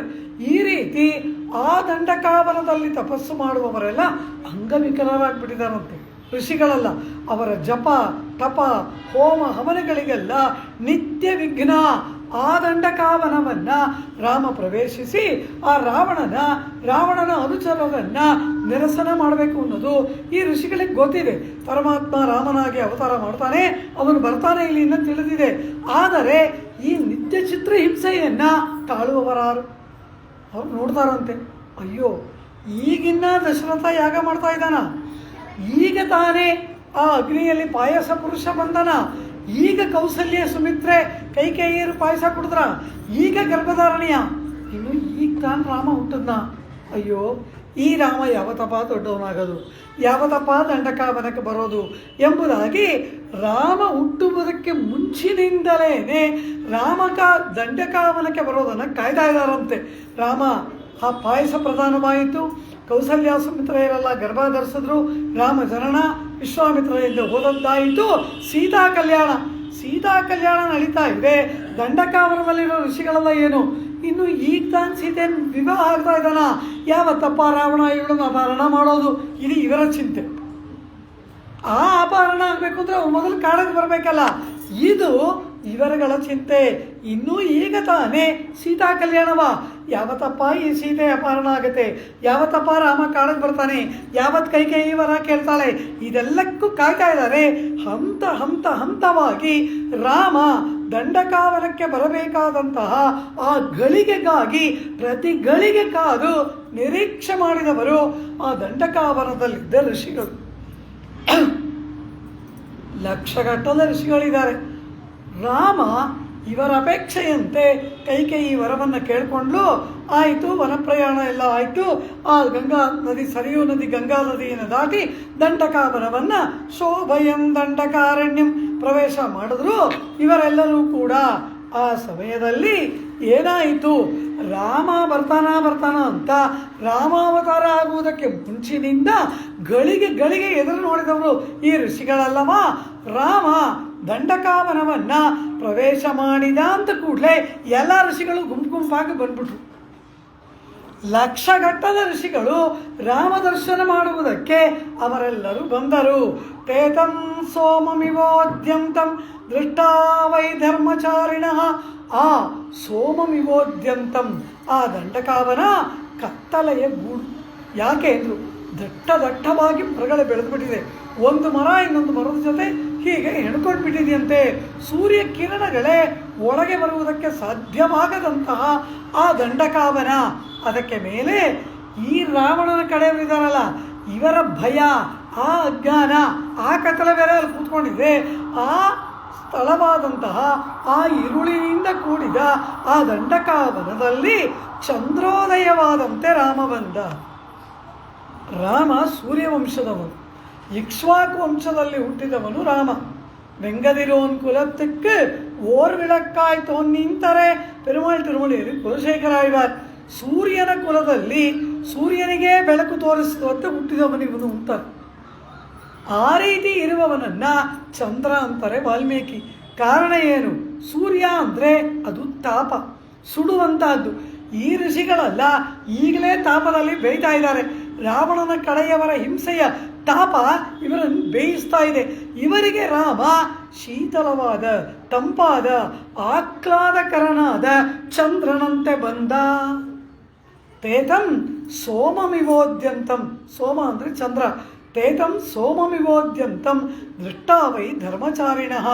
ಆ ಎಲ್ಲ ತಪಸ್ಸಿನಲ್ಲಿ, ಜಪದಲ್ಲಿ, ಯಜ್ಞದಲ್ಲಿ, ಯಾಗದಲ್ಲಿ, ಧರ್ಮ ಕಾರ್ಯಗಳಲ್ಲಿ ನಿಷ್ಠಿತರಾದಂತಹ ಆ ಅಪಾರವಾದ ಋಷಿಗಳ ಸಮೂಹ ಇಂತಹ ಆ ರಾಮ ಲಕ್ಷ್ಮಣ ಸೀತೆಯರನ್ನು ಇವರುಗಳು ಕಂಡರು.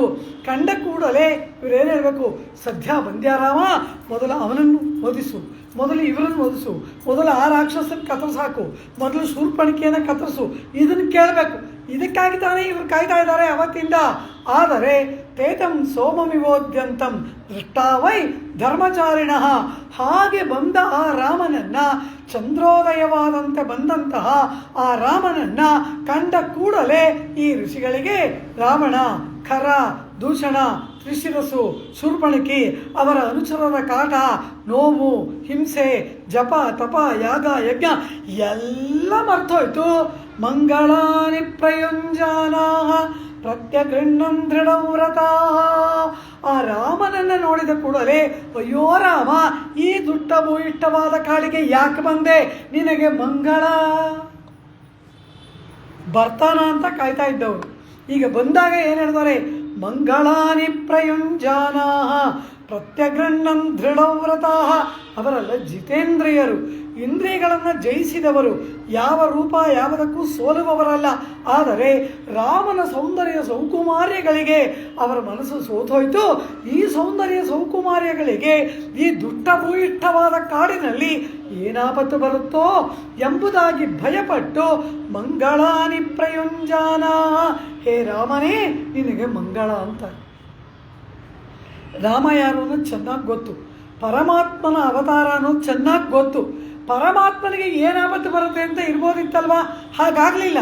ರಾಮನನ್ನು ಕಂಡ ಕೂಡಲೇ ರಾಮನಿಗೆ ಏನಾಪತ್ತು ಬರುತ್ತೋ ಎಂಬತಕ್ಕಂತಹ ಪ್ರೇಮ ಭಾವ ಮೇಲೆದ್ದು ರಾಮನಿಗೆ ಮಂಗಳವನ್ನು ಆಶಂಸನೆ ಮಾಡ್ತಾರೆ. ಇದು ಪ್ರೇಮದಶೆ. ನಂದಗೋಪ ಮಂಗಳಾಶಾಸನ ಮಾಡಿದ, ದಶರಥ ಮಾಡಿದ, ವಿಶ್ವಾಮಿತ್ರರು ಮಾಡಿದ್ರು, ಆ ವಿದುರ ಮಾಡಿದ, ಒಬ್ರ ಇಬ್ರ ಆ ಪರಮಾತ್ಮನಿಗೆ ಸೀತೆಯೇ ಮಂಗಳಾಶಾಸನ ಮಾಡಿದ್ಲು, ಜನಕ ಮಾಡಿದ, ಒಬ್ರ ಇಬ್ರ ಹನುಮಾನ್ ಕೇಳ್ತಾನೆ. ಹನುಮಾನ್ ನೈಷ್ಠಿಕ ಬ್ರಹ್ಮಚಾರಿ, ಯಾರ ಸೌಂದರ್ಯಕ್ಕೂ ಸೋಲುವವನಲ್ಲ. ರಾಮ ಬಂದಾಗ ಅಯತಾಶ್ಚ ಸುವೃತ್ತಾಶ್ಚ ಬಾಹವ ಪರಿಗೋಪಮಃ ಸರ್ವಭೂಷಣ ಭೂಷಾರ್ಹ ಕಿಮರ್ಥಂ ನ ವಿಭೂಷಿತಾ. ಹನುಮಾನನ ಮಾತು ಅಂದರೆ, ಯಾಕೆ ಈ ತೋಳುಗಳಲ್ಲಿ ಆಭರಣಗಳನ್ನು ಇಟ್ಟ ಗುರುತಲ್ಲ ಇದೆ, ಆಭರಣ ಈಗಿಲ್ಲ, ಆದರೆ ಅದನ್ನು ಧರಿಸಿದ ಗುರುತುಗಳಿದೆಯಂತೆ. ಈ ಆಭರಣವನ್ನು ಧರಿಸುವುದಕ್ಕೆ ಯೋಗ್ಯವಾದ ಬಾಹುಗಳಲ್ಲಿ ಈಗೇಕೆ ಆಭರಣಗಳಿಲ್ಲ ಅಂತ ಕೇಳ್ತಾನೆ ಹನುಮಾನ್. ಆದರೆ ಅದರ ಒಳ ಅರ್ಥ ಏನು ಗೊತ್ತಾ? ಇಂತಹ ಸುಂದರವಾದ ರೂಪವನ್ನು ಆಭರಣಗಳಿಂದ ಏಕೆ ಮರೆ ಮಾಡಿಕೊಳ್ಳಲಿಲ್ಲ? ದೃಷ್ಟಿಯಾಗುತ್ತಲ್ವಾ? ಆಭರಣಗಳನ್ನೆಲ್ಲ ಇಟ್ಟಿದ್ರೆ ಸ್ವಲ್ಪ ಮರೆ ಆಗಿರೋದು. ಹೀಗೆ ಎಲ್ಲ ಬಿಟ್ಟು ಹೀಗೆ ರೂಪವನ್ನು ಎಲ್ಲ ಕಡೆ ಎರಚುತ್ತಾ ಬರುವುದಾ? ಏನಾಗ್ಬಿಡ್ತೋ ರಾಮನಿಗೆ ಅಂತ ಹನುಮಾನ್ ಕೂಡ ಅಂಜಿದ. ವಿಭೀಷಣ ಬಂದಾಗ ಸುಗ್ರೀವನಿಗೆ ಭಯ, ರಾಮನಿಗೆ ಏನಾಗ್ಬಿಡ್ತು ಅಂತ. ಬಂದ ವಿಭೀಷಣ ಸೇರಿಸ್ಕೋಬೇಡ ರಾಮ, ನಿನಗೆ ಆಪತ್ತು ಬರುತ್ತೆ ಅಂತಾನೆ. ಜಟಾಯು ರಾಮನನ್ನೇ ನೋಡಿದ ಕೂಡಲೇ ಆಯುಷ್ಮನ್ ದೀರ್ಘಾಯುಷ್ಮನ್ ಅಂತನಾಗಿ ಇರು, ಮಂಗಳ ಅಂತ ಆ ಪಕ್ಷಿ ರಾಮನಿಗೆ ಆಶೀರ್ವಾದ ಮಾಡುತ್ತೆ. ಇದೆಲ್ಲವ ಪರಮಾತ್ಮನ ಸೌಂದರ್ಯ ಲಾವಣ್ಯ ಸೌಕುಮಾರ್ಯಗಳು ಪಡಿಸುವ ಪಾಡು. ಎಲ್ಲಕ್ಕಿಂತ ಒಂದು ದೊಡ್ಡ ವಿಚಿತ್ರ ಏನು ಗೊತ್ತಾ?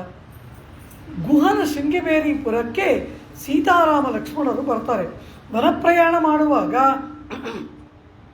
ಸುಮಂತ್ರನ ರಥದಲ್ಲಿ ಶೃಂಗಬೇರಿಪುರಕ್ಕೆ ಬರ್ತಾರಲ್ಲವ, ಅಲ್ಲಿ ಬಂದು ರಾತ್ರಿ ಮಲಗ್ತಾರೆ. ಒಂದು ಬಂಡೆಯ ಮೇಲೆ ಎಳೆಯ ಗರಿಕೆಗಳನ್ನೆಲ್ಲ ಹಾಕ್ತಾನೆ ಲಕ್ಷ್ಮಣ. ಆ ಎಳೆಯ ಗರಿಕೆಯ ಮೇಲೆ, ಆ ಬಂಡೆಯ ಮೇಲೆ ಸೀತಾರಾಮರು ಮಲ್ಕೊಳ್ತಾರೆ. ಲಕ್ಷ್ಮಣ ಕಾವಲು ಕಾಯ್ತಾ ಇರ್ತಾನೆ. ಮಲಗಿರುವ ಸೀತಾರಾಮರನ್ನು ಸುತ್ತಿ ಸುತ್ತಿ ಬರ್ತಾ ಇದ್ದಾನೆ ಲಕ್ಷ್ಮಣ. ಇದನ್ನು ಗುಹ ನೋಡ್ದ. ಇವನು ಯಾಕೆ ನಿದ್ರೆ ಮಾಡಿದೆ ಹೀಗೆ ಸುತ್ತಿ ಸುತ್ತಿ ಬರ್ತಾ ಇದ್ದಾನೆ? ಆ ಭರತ ಕಾಡಿಗೆ ಕಳಿಸ್ಬಿಟ್ಟ ರಾಮನನ್ನು. ಆದರೆ 14 ವರ್ಷ ಆದಮೇಲೆ ಹಿಂತಿರುಗಿ ಬಂದ್ಬಿಡ್ತಾನೆ. ಅದರಿಂದ ನೀ ಜೊತೆಯಲ್ಲಿ ಹೋಗ್ಬಿಟ್ಟು ಅಲ್ಲೆಲ್ಲಾದರೂ ಸಮಯ ನೋಡೋ ಅವನನ್ನು ಮುಗಿಸ್ಬಿಡು ಅಂತ ಭರತ ಏನಾದರೂ ಕಳಿಸಿದಾನ? ಇವನಿಗೇನಾದರೂ ರಾಜ್ಯದ ಆಸೆ ತೋರಿಸಿದಾನ ಭರತ? ಈ ಲಕ್ಷ್ಮಣ ಆ ರಾಮನಿಗೆ ಏನಾದರೂ ಮಾಡಿಬಿಡ್ತಾನ ಅಂತ ಗುಹನಿಗೆ ಲಕ್ಷ್ಮಣನ ಮೇಲೆ ಸಂದೇಹ. ಆ ಗುಹ ಏನು ಮಾಡ್ದ? ಕೈಯಲ್ಲಿ ಧನುರ್ಬಾಣಗಳನ್ನು ಹಿಡಿದು ಲಕ್ಷ್ಮಣನಿಗೆ ತಿಳಿಯದಂತೆ ಲಕ್ಷ್ಮಣನನ್ನು ಸುತ್ತಿ ಸುತ್ತಿ ಬರ್ತಾ ಇದ್ದಾನೆ. ಲಕ್ಷ್ಮಣನಿಗೆ ಗುಹಾ ಕಾವಲು. ಇದನ್ನ ಗುಹನ ಸೈನ್ಯದವರೆಲ್ಲ ನೋಡಿದ್ರಂತೆ. ಗುಹನ ಪರಿವಾರ ಇದ್ದಾರಲ್ಲ, ಸೈನ್ಯ ಪರಿವಾರ, ಅವರು ನೋಡಿದ್ರಂತೆ. ಈ ನಮ್ಮ ರಾಜ ಯಾಕೆ ಹೀಗೆ ಸುತ್ತಿ ಸುತ್ತಿ ಬರ್ತಾ ಇದ್ದಾನೆ? ರಾತ್ರಿ ಎಲ್ಲ ನಿದ್ರೆ ಮಾಡಿದೆ. ಇವರೆಲ್ಲ ಈಗ ಭರತ ರಾಜನಾಗಿ ಅಯೋಧ್ಯೆಯಲ್ಲಿ ಇರ್ತಾನೆ. ಆದ್ದರಿಂದ ಭರತನ ಪಕ್ಷದಲ್ಲಿ ನಾವು ಇರಬೇಕು ಅಂತೇಳಿ ಆ ಭರತನಿಗೆ ಪ್ರಿಯ ಉಂಟು ಮಾಡುವುದಕ್ಕೆ, ರಾಮನನ್ನು ಕೊಲ್ಲುವುದಕ್ಕೆ ಇವರೇನಾದರೂ ಸಂಚು ಮಾಡ್ತಾ ಇದ್ದಾರಾ? ನಮ್ಮ ರಾಜನೂ ಕೂಡ ಈ ರೀತಿ ಏನಾದರೂ ಸಂಚು ಮಾಡಿಬಿಟ್ಟ ಅಂತ ತಮ್ಮ ರಾಜನಾದ ಗುಹನನ್ನೇ ನಂಬದೆ ಗುಹನ ಪರಿವಾರದವರು ಗುಹನನ್ನು ಸುತ್ತಿ ಸುತ್ತಿ ಬಂದು ಆ ಗುಹನನ್ನು ಕಾವಲು ಕಾಯ್ತಾ ಇದ್ದಾರಂತೆ. ರಾಮನಿಗೆ ಕಾವಲು ಲಕ್ಷ್ಮಣ, ಲಕ್ಷ್ಮಣನನ್ನು ಗುಹ ಕಾಯ್ತಾನೆ. ಗುಹನ ಪರಿವಾರದವರೇ ತಮ್ಮ ರಾಜನನ್ನೇ ಇವರು ನಂಬೋದಿಲ್ಲ. ಈ ರೀತಿ ஒரு நாள் முகத்திலே விழித்தவர்களை வடிவழகு படுத்தும் பாடாಯಿತ್ತಿರೆ ಶ್ರೀಕೃಷ್ಣ ಭೂಷಣದಲ್ಲಿ ಲೋಕಾಚಾರ್ಯರ ಮಾತು. இளைய பெருமாளை குஹப்பெருமாள் அதிசங்கை பண்ண இருவரையும் அதிசங்கை பண்ணி ಶ್ರೀ ಗುಹಪೆರುಮಾಳ್ ಪರಿಕರಂ ಪೆರುಮಾಳೈ ನೋಕ್ಕಿತ್ತಿರೆ ಇಲ್ಲಿ ಹೇಳ್ತಾರೆ. ಈ ರೀತಿ ಆ ರಾಮನನ್ನ ರಕ್ಷಣೆ ಮಾಡಿದರಲ್ಲವ. ಕಾರಣ ಏನು? ಒಂದು ಕ್ಷಣ ಆ ಪರಮಾತ್ಮನ ಮುಖವನ್ನು, ಆ ರಾಮನ, ಕೃಷ್ಣನ, ಪರಮಾತ್ಮನ ಮುಖವನ್ನು ಒಂದು ಕ್ಷಣ ನೋಡ್ಬಿಟ್ರೆ ಸಾಕು, ಈ ರೀತಿ ಮೈ ಮರೆತು ಬಿಡ್ತೀವಿ. ಆ ಪ್ರೇಮ ಅತ್ಯಧಿಕವಾಗಿಬಿಡುತ್ತೆ. ಪರಮಾತ್ಮನ ಸೌಂದರ್ಯ, ಲಾವಣ್ಯ, ಸೌಕುಮಾರ್ಯ, ಮಾರ್ಧವ, ಆರ್ಜವಾದಿ ಕಲ್ಯಾಣ ಗುಣಗಳು ನಮ್ಮನ್ನು ಸೋಲಿಸಿಬಿಟ್ಟು ಅವನಿಗೆ ಏನಾಪತ್ತು ಬರುತ್ತೋ, ಎಲ್ಲಿ ದೃಷ್ಟಿ ತಗಲುತ್ತೋ, ಏನಾಗುತ್ತೋ ಎಂಬುದಾಗಿ ಅಂಜುವಂತೆ ಮಾಡಿಬಿಡುತ್ತೆ. ಆದ್ದರಿಂದ ಇಲ್ಲಿ ಆ ಗುಹನ ಪರಿವಾರ ಗುಹನನ್ನೇ ನಂಬದೆ ರಾಮನನ್ನು ರಕ್ಷಣೆ ಮಾಡಿದರಲ್ಲವ. ಇದು ಪರಮಾತ್ಮನ ವೈಶಿಷ್ಟ್ಯ, ಇದು ಪರಮಾತ್ಮನ ವೈಲಕ್ಷಣ್ಯ. ಆದ್ದರಿಂದ ಈ ಪುರುಷರಾದವರು ಇವರುಗಳಿಗೇನೆ ಈ ಪಾಡಾದರೆ ಕೃಷ್ಣ ಪರಮಾತ್ಮನನ್ನು ಪ್ರಾಣಾಧಿಕವಾಗಿ ಪ್ರೇಮಿಸಿ ಪ್ರಿಯತಮೆಯರಾಗಿ ಕೃಷ್ಣನ ಪ್ರೇಯಸಿಯರಾಗಿ ಬಂದಂತಹ ಬಾಲಕಿಯರಾದ ಈ ಗೋಪ ಬಾಲಕಿಯರು ಪರಮಾತ್ಮ ಒಂದು ಹೆಜ್ಜೆ ಕೆಳಗಡೆ ಇಟ್ಟಾಗ ಅಯ್ಯೋ ಏನಾಗ್ಬಿಡುತ್ತೋ ಎಂಬುದಾಗಿ ಆ ಪಾದಗಳಿಗೆ ಮಂಗಳಾಶಾಸನ ಮಾಡುವುದು ಏನು ಅತಿಶಯ. ಮಂಗಳಾಶಾಸನಂ ಸ್ವರೂಪ ವಿರುದ್ಧಮನ್ನೋವೆನ್ನಿಲ್. ಇದು ನಮ್ಮ ಸ್ವರೂಪಕ್ಕೆ ವಿರುದ್ಧವಲ್ಲವ. ಪರಮಾತ್ಮ ರಕ್ಷಕ, ನಾವು ರಕ್ಷ್ಯ, ನಾವು ಜೀವಾತ್ಮ, ಅವನು ನಮ್ಮನ್ನು ರಕ್ಷಿಸುವ ಒಳಗೂ ಹೊರಗೂ ವ್ಯಾಪಿಸಿದ ಪರಮಾತ್ಮ. ಅದು ಸ್ವರೂಪ ವಿರುದ್ಧವಲ್ಲವ ಅಂದರೆ ಅಲ್ಲ, ಮಂಗಳಾಶಾಸನ ಮಾಡೋದೇ ಸ್ವರೂಪ ಅಂದ್ಬಿಟ್ರು. ಕಾರಣ ಏನು? ಹತ್ತಲೈಕ್ಕೆ அதிசயத்தை விளைவிக்கை இத்தலைக்கு ಸ್ವರೂಪವಿರೆ. ಅತ್ತಲೈ ಅಂದರೆ ಪರಮಾತ್ಮ, ಇತ್ತಲೈ ಅಂದರೆ ಜೀವಾತ್ಮ. ಪರಮಾತ್ಮನಿಗೆ ಅತಿಶಯವನ್ನು ಉಂಟು ಮಾಡುವುದೇ ಜೀವಾತ್ಮನ ಸ್ವರೂಪ. ಆ ಅತಿಶಯವನ್ನು ಉಂಟು ಮಾಡುವುದೇ ಮಂಗಳಾಶಾಸನ. ಆದ್ದರಿಂದ ಪರಮಾತ್ಮನಿಗೆ ಮಂಗಳಾಶಾಸನ ಮಾಡುವುದೇ ಜೀವಾತ್ಮನ ಸ್ವರೂಪ. ಅದನ್ನು ಆಳ್ವಾರುಗಳೆಲ್ಲ ನಮಗೆ ತೋರಿಸಿಕೊಟ್ಟರು. ಆದ್ದರಿಂದ ಆಂಡಾಳ್ ಆ ಪರಿಪೂರ್ಣವಾದ ತನ್ನ ಗೋಷ್ಠಿ ಸಮೇತಳಾಗಿ ದೇವಿ ಆಂಡಾಳ್ ಆ ಸಿಂಹಾಸನದಲ್ಲಿ ಆರೂಢನಾಗಿ ಚಾಮರಗ್ರಾಹಿಣಿಯರು ಹಾಕುವ ಚಾಮರದಿಂದ ನೆತ್ತಿ ಕಪೋಲಗಳ ಮೇಲೆ ಅಲೆದಾಡುತ್ತಿರುವ ಸುಳಿಗೂದಲುಗಳಿಂದ ಕೂಡಿ ಆ ಮೇಲೆ ಹಾರಾಡ್ತಾ ಇರುವ ಉತ್ತರೀಯದಿಂದ ಅಲಂಕೃತನಾಗಿ ಒಂದು ಪಾದವನ್ನು ಮಡಿಸಿ ಒಂದು ಪಾದವನ್ನು ಪಾದಪೀಠದ ಮೇಲೆ ಇಟ್ಟು ಆ ಸಿಂಹಾಸನಾರೂಢನಾದ ಪರಮಾತ್ಮನನ್ನು ನೋಡಿ ಆ ಪರಮಾತ್ಮನಿಗೆ ದೇವಿ ಆಂಡಾಳ್ ಮಂಗಳವನ್ನು ಹಾಡ್ತಾಳೆ. ಅನ್ನೂಲಹವಳಂದಾಯ್ ಅಡಿಪೋತ್ತಿ ಎಂಬುದಾಗಿ ಪರಮಾತ್ಮ ಅಂತಃಪುರದಿಂದ ಸಿಂಹಾಸನ ಒಡ್ಡೋಲಗಕ್ಕೆ ನಡೆದು ಬರುವುದಕ್ಕೆ ಒಂದು ಹೆಜ್ಜೆ ಇಟ್ಟನೋ ಇಲ್ಲವೋ ಆ ಪಲ್ಲಂಗದಿಂದ ಪಾದವನ್ನು ತೆಗೆದು ಭೂಸ್ಪರ್ಶ ಮಾಡುವುದಕ್ಕೆ ಒಂದು ಪಾದ ಇಟ್ಟಾಗಲೇ ಇವರ ಹೃದಯ ಕರಗು ಹೋಗ್ಬಿಡ್ತು. ಇವರೇನು ಹೇಳ್ತಾರೆ ಅಂದರೆ ಇವು ಉಲಹಂ ಅಳಂದಾಯ್ ಅಡಿಪೋತ್ತಿ. ಅವನು ಒಂದು ಪಾದವನ್ನು ಕೆಳಗಡೆ ಇಟ್ಟದ್ದು ಇವ್ರಿಗೇನು ಅನ್ನಿಸ್ತಾ ಇದೆ? ಅಂದು ಬಲಿಯ ಯಜ್ಞ ವೇದಿಕೆಗೆ ಬಂದು ವಾಮನನಾಗಿ ಆ ಬಲಿಯಿಂದ ಆ 3 ಅಡಿಯನ್ನು ಮಹಾಬಲಿ 3 ಅಡಿ ಮಂಟ ಎಂಬುದಾಗಿ ಮಹಾಬಲಿಯಿಂದ 3 ಅಡಿಯನ್ನು ದಾನವಾಗಿ ತೆಗೆದುಕೊಂಡು ತ್ರಿವಿಕ್ರಮನಾಗಿ 3 ಲೋಕಗಳನ್ನು ಅಳೆದನಲ್ಲ, ಅದಕ್ಕೆ ಸಮಾನವಾಗಿ ಇವ್ರಿಗೆ ಅನ್ನಿಸ್ಬಿಡ್ತು. ಅವನ ವೀರ್ಯವನ್ನು ನೆನೆಯುವಾಗ ಒಂದು ಪರ್ವತವನ್ನು ಕಲ್ಲು ಅಂತಾರೆ, ಅವನ ಸೌಕುಮಾರ್ಯವನ್ನು ನೆನೆಯುವಾಗ ಒಂದು ಪಾದ ಇಟ್ಟದ್ದನ್ನೇ ತ್ರಿವಿಕ್ರಮನಾಗಿ 3 ಲೋಕ ಅಳದಕ್ಕೆ ಸಮಾನವಾಗಿ ಭಾವಿಸ್ತಾರೆ. ಈಗ ಆ ಪರಮಾತ್ಮ ಒಂದು ಪಾದ ಇಟ್ಟದ್ದೇ ಇವರಿಗೆ ತ್ರಿವಿಕ್ರಮನಾಗಿ 3 ಲೋಕವನ್ನು ಅಳದಕ್ಕೆ ಸಮಾನವಾಯಿತು. ಅಯ್ಯೋ ದೇವತೆಗಳು ಇವನ ಕೈಲಿ ಹೀಗೆಲ್ಲ ಕೆಲಸ ಮಾಡಿಸ್ತಾರಲ್ಲ ಎಂಬುದಾಗಿ ಅವರನ್ನು ನಿಂದನೆ ಮಾಡೋದು. ಈಗ ನಾವು ಅವರ ಹಾಗೆ ಆಗ್ಬಿಟ್ವಲ್ಲ ಅಂತ ಹೇಳಿ ಅಂದು ಅಂದರೆ ಇವ್ವುಲಹಂ ಈ ಲೋಕವನ್ನು ಅಳಂದಾಯ್ ಅಳದಂತಹ ಅಡಿ ಪಾದಗಳಿಗೆ ಪೋತ್ತಿ ಮಂಗಳ ಅನ್ರಿ ಅಂತಾರೆ. ಇವರಿಗಿರೋ ಹೊಟ್ಟೆ ಉರಿಯಲ್ಲ ಅನ್ರಿ ಯಾವತ್ತು ನಾವು ಇಲ್ಲದೇ ಇರುವಾಗ, ನಾವು ಆ ಅವತಾರವನ್ನು ಕಾಣದೇ ಇರುವ ಅಂದು ಎಂದೋ ಹಿಂದೆ ವಾಮನನಾಗಿ ಬಂದು ತ್ರಿವಿಕ್ರಮನಾಗಿ ಲೋಕವನ್ನು ಅಳದಿಯಲ್ಲ, ನಾವು ಅವತ್ತಿರಲಿಲ್ಲ. ಆದರೆ ಇಂದ್ರಿಯಾಂ ವಂದೋಂ ಪಾಶುರದ ಕೊನೆಯಲ್ಲಿ ಹೇಳ್ತಾಳೆ, ಇಂದ್ರಿಯಾಂ ವಂದೋಂ ಇವತ್ತು ಬಂದಿದ್ದೀವಿ, ಆವತ್ತು ನಾವಿರಲಿಲ್ಲ, ಇವತ್ತು ಬಂದಿದ್ದೀವಿ, ಅವತ್ತು ಮಾಡಿದ್ದಕ್ಕೆ ಇವತ್ತು ಮಂಗಳ ಹಾಡ್ತೀವಿ ಪೋತ್ತಿ. ಆವತ್ತು ನಿಮಗೆ ನಾವೇನೂ ಕೊಡೋಕ್ಕಾಗಲಿಲ್ಲ, ಇವತ್ತು ಸಿಕ್ಕಿದ್ದೀರಾ, ಇವತ್ತು ಕೊಟ್ಬಿಡ್ತೀವಿ ಅಂತೀವಲ್ಲ, ಆ ರೀತಿ ಆ ದಿನ ನೀನು ವಾಮನ ತ್ರಿವಿಕ್ರಮಾವತಾರ ಮಾಡಿದೆ, ಆ ದಿನ ನಾವಿರಲಿಲ್ಲ, ಇಂದ್ರಿಯಾಂ ಒಂದು ಇವತ್ತು ಬಂದಿದ್ದೀವಿ, ಈ ದಿವಸ ಆಗ ನೀನು ಮಾಡಿದ ತ್ರಿವಿಕ್ರಮಾವಧಾನಕ್ಕೆ ಮಂಗಳವನ್ನು ಹಾಡ್ತೀವಿ. ಯಾಕೆ ಮಂಗಳ ಅಂದರು? ಈ ಕೋಮಲವಾದ ಮಹಾಲಕ್ಷ್ಮಿಯ ಕರಸ್ಪರ್ಶಪಟ್ಟರೇನೆ ಬಾಡಿ ಹೋಗತಕ್ಕಂತಹ ಈ ಸುಕೋಮಲವಾಗಿರ್ತಕ್ಕಂತಹ ಈ ಪಾದಗಳಿಂದ ಕಾಡು ಮೇಡು ಪರ್ವತ ಕಲ್ಲು ಮುಳ್ಳು ತುಂಬಿದ ಈ ಲೋಕವನ್ನು ಅಳೆಯುವುದ ಸಹಿಸಲಾರೆವು ಕೃಷ್ಣ ಅಂತಾಳೆ. ಭೂಮಿ ಎಷ್ಟು ಕಠಿಣ, ಇದ್ರ ಮೇಲೆ ಪಾದವನ್ನು ಇಡುವಂದ್ಬಿಟ್ವಲ್ಲ, ಇವರಿಗೆ ಯಾತನೆ, ಇವರಿಗೆ ನೋವು. ಉಲಹ ಮಳಂದಾಯ್, ಎಂತಹ ಉಲಹ! ಆ ಪಾದದ ಸೌಕುಮಾರ್ಯವನ್ನು ಕಂಡಾಗ ಈ ಭೂಮಿ ಎಷ್ಟು ಕಠಿಣ, ಎಷ್ಟು ಕಠೋರ ಅನ್ಸುತ್ತಲ್ಲ. ಅದೆಲ್ಲ ಹೋಗಲಿ, ಎಂತೆಂಥವರ ತಲೆ ಮೇಲೆಲ್ಲ ಪಾದ ಇಟ್ಟಿಯಲ್ಲ, ಆ ಪಾದಗಳಿಗೆ ಎಂತಹ ಸೌಕುಮಾರ್ಯದ ಪಾದಗಳಿಗೆ ಏನಾದರೂ ಆಗಿದ್ದಿದ್ರೆ ಸುಕೋಮಲವಾದ ಈ ಪಾದಗಳಲ್ಲಿ ಒರಟೊರಟಾದ ಕಠಿಣವಾದ ಈ ಭೂಮಿಯಲ್ಲಿ ನಮ್ಮಂತಹ ಪಾಪಿಗಳ ಕಠೋರವಾದ ತಲೆಯಲ್ಲಿ ಅದರ ಮೇಲೆಲ್ಲ ಪಾದವನ್ನಿಟ್ಟೆಯಲ್ಲ ಅಡಿಪೋತಿ ಅಂದರೆ ಇವ್ವುಲಹಂ ಅಂತಾಳೆ. ಇವ್ವುಲಹಂ ಅಂದರೆ ಈ ಲೋಕ. ಈ ಲೋಕ ಅಂದರೆ ಏನು? ಕಠಿಣವಾದ ಕಠೋರವಾದ ಕಲ್ಲು ಮುಳ್ಳು ಕಾಡು ಮೇಡುಗಳಿಂದ ತುಂಬಿದ ಈ ಲೋಕ. ಇಂತಹ ಲೋಕವನ್ನು ಅಳದೆಯಲ್ಲ ಎಂಬುದಾಗಿ ಮಂಗಳವನ್ನು ಹಾಡ್ತೀವಿ ಅಂತಾಳೆ. ಕಾರಣ ಏನು? ಆವತ್ತು ನೀನೇನೋ ತ್ರಿವಿಕ್ರಮನಾಗಿ ಲೋಕವನ್ನೆಲ್ಲ ಅಳೆದೆ, ಆಗ ನಿನಗೆ ಯಾರಾದರೂ ಒಬ್ಬರು ಮಂಗಳ ಹಾಡಿದ್ರ? ಸದ್ಯ ನನ್ನ ಮಹಾಬಲಿ ಅಪಹಾರ ಮಾಡಿದ ರಾಜ್ಯ ನನಗೆ ಸಿಕ್ತಪ್ಪ ಅಂದ ಇಂದ್ರ, ರಂಬೆ, ಊರ್ವಶಿ, ಮೇನಕೆ ಎಲ್ಲರನ್ನು ಕರ್ಕೊಂಡ ಹೋಗ್ತಾ ಇದ್ದ ಅಲ್ಲಿಗೆ. ಬಲಿ ದಾನವನ್ನು ಕೊಟ್ಟ ಎಂಬ ಕೀರ್ತಿಯನ್ನು ಪಡೆದುಕೊಂಡ. ಅವನ ಪಾತಾಳ ಲೋಕದಲ್ಲಿ ಅವನ ಆನಂದವಾಗಿದ್ದಾನೆ, ಯಾವಾಗ ಇಂದ್ರ ಪದವಿ ಸಿಗುತ್ತೆ ಅಂತ ಅಲ್ಲಿ ಕಾಯ್ದಾ ಕೂತಿದ್ದಾನೆ.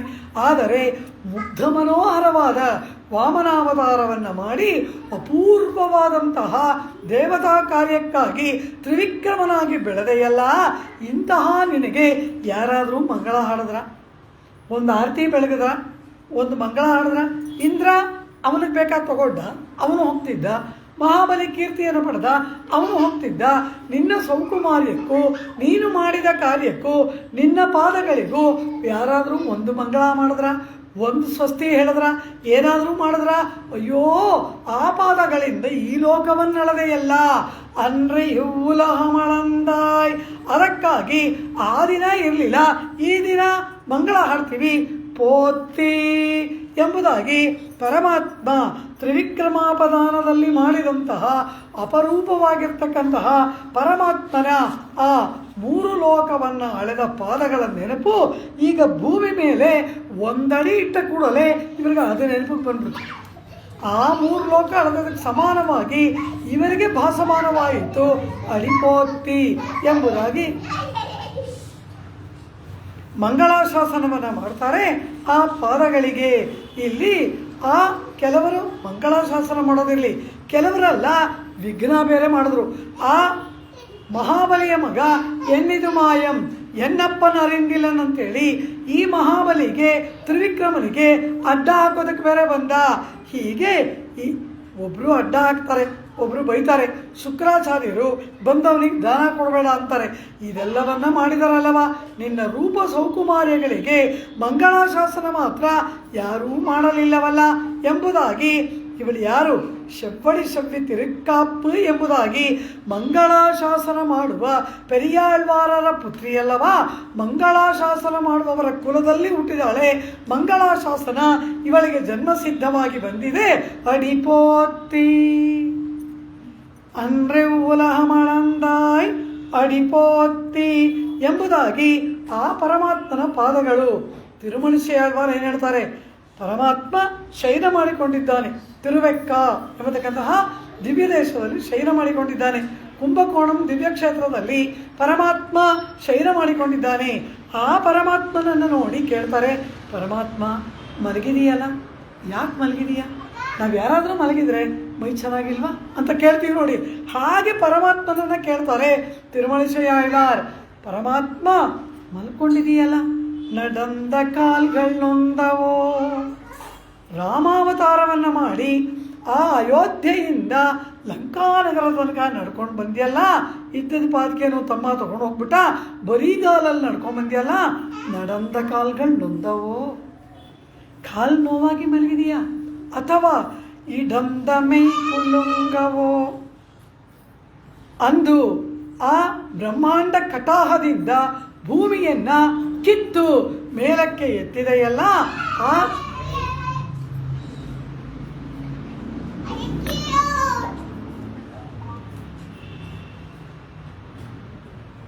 ಬ್ರಹ್ಮಾಂಡ ಕಟಾಹದಿಂದ ಭೂಮಿಯನ್ನ ಮೇಲಕ್ಕೆ ಕಿತ್ತು ಎತ್ತಿ ತಂದೆಯಲ್ಲ ವರಾವತಾರ ಮಾಡಿ, ಅದರಿಂದ ಏರ್ಪಟ್ಟ ಮೈ ನೋತಾ ಇದೆಯಾ, ಇಡಂದ ಮೈ ಕುಲುಂಗವೋ ಎಂಬುದಾಗಿ ಕೇಳ್ತಾರೆ. ಪೇಶುವಾಳಿ ಕೇಶನೇ ಎಂಬುದಾಗಿ ಹೇಳ್ತಾರೆ ಇಲ್ಲಿ. ಇದು ಮಂಗಳಾಶಾಸನ ತತ್ಪರತೆ. ಈ ರೀತಿಯಾಗಿ ಅವರು ಭಾವಿಸ್ತಾರಲ್ಲವ, ಹಾಗೆ ಇವರುಗಳು ಪರಿತಾಪ ಪಟ್ಟು ಸಂಕಟ ಪಡ್ತಾ ಇರಬೇಕಾದ್ರೆ ಆ ಪರಮಾತ್ಮ ಕೃಷ್ಣ ಹೇಳ್ತಾನಂತೆ, ಗೋದೆ ನೀನು ಸಂಕಟ ಪಡಬೇಡ, ನೋವು ಪಡಬೇಡ, ಆ ತ್ರಿವಿಕ್ರಮಾವತಾರದಲ್ಲಿ ನನಗೆಲ್ಲ ಮಂಗಳಾಶಾಸನ ಮಾಡಿದ್ದಾರೆ. ಯಾರು ಮಂಗಳಾಶಾಸನ ಮಾಡಿದ್ರು ಅಂದರೆ, ಆ ಪಾದ ಮೇಲೆ ಬೆಳೀತಾ ಬೆಳೀತಾ ಬೆಳೀತಾ ಆ ಪಾದಗಳು ಕಡಂದಂಡ ಮೀದು ಪೋಹಿ ಆ ಪರಮಾತ್ಮನ ಮೇಲ್ ತಣ್ಮದಿಯಂ ಕದಿರವನುಂ ತವಿರ ಓಡಿ ಎಂಬುದಾಗಿ ಹಾಡ್ತಾರಲ್ಲವ, ಹಾಗೆ ಎಲ್ಲ ಲೋಕವನ್ನು ದಾಟಿ ಚತುರ್ಮುಖ ಬ್ರಹ್ಮನ ಆ ಸತ್ಯ ಲೋಕಕ್ಕೆ ಪರಮಾತ್ಮನ ಪಾದ ಹೋಗಿ ಆ ಬ್ರಹ್ಮನ ಲೋಕವನ್ನು ಪಾದ ಸೇರಿದಾಗ ಚತುರ್ಮುಖ ಬ್ರಹ್ಮ ನೋಡ್ತಾನಂತೆ, ಸಕಲ ಮಂಗಳ ರೇಖೆಗಳಿಂದ ಕೂಡಿದಂತಹ ಪರಮಾತ್ಮನ ಪಾದ ತನ್ನ ಲೋಕಕ್ಕೆ ಬಂದಿರುವುದನ್ನು ಕಂಡ ಚತುರ್ಮುಖ ಬ್ರಹ್ಮ ಕೂಡಲೇ ತನ್ನ ಕಮಂಡಲವನ್ನು ತೆಗೆದುಕೊಂಡ. ಆ ಕಮಂಡಲುವಿನಲ್ಲಿ ಧರ್ಮದೇವತೆ ತೀರ್ಥವಾಗಿ ಬರ್ತಾಳೆ. ಧರ್ಮದೇವತೆಯೇ ತೀರ್ಥವಾಗಿ ಆ ಕಮಂಡಲುವಿನಲ್ಲಿ ಬಂದಾಗ ಚತುರ್ಮುಖ ಬ್ರಹ್ಮ ಆ ತೀರ್ಥದಿಂದ ತ್ರಿವಿಕ್ರಮನ ಪಾದವನ್ನು ಸಹಸ್ರ ಶೀರ್ಷ ಪುರುಷ ಸಹಸ್ರಾಕ್ಷ ಸಹಸ್ರಪಾತ್ ಎಂಬತಕ್ಕಂತಹ ಪುರುಷ ಸೂಕ್ತದ ಮಂತ್ರದಿಂದ ಆ ಪರಮಾತ್ಮನ ಪಾದಗಳಿಗೆ ಅಭಿಷೇಕವನ್ನು ಮಾಡಿ, ಅರ್ಚನೆಯನ್ನು ಮಾಡಿ, ಪೂಜೆಯನ್ನು ಮಾಡಿ, ಆರಾಧನೆಯನ್ನು ಮಾಡಿದನಲ್ಲವ.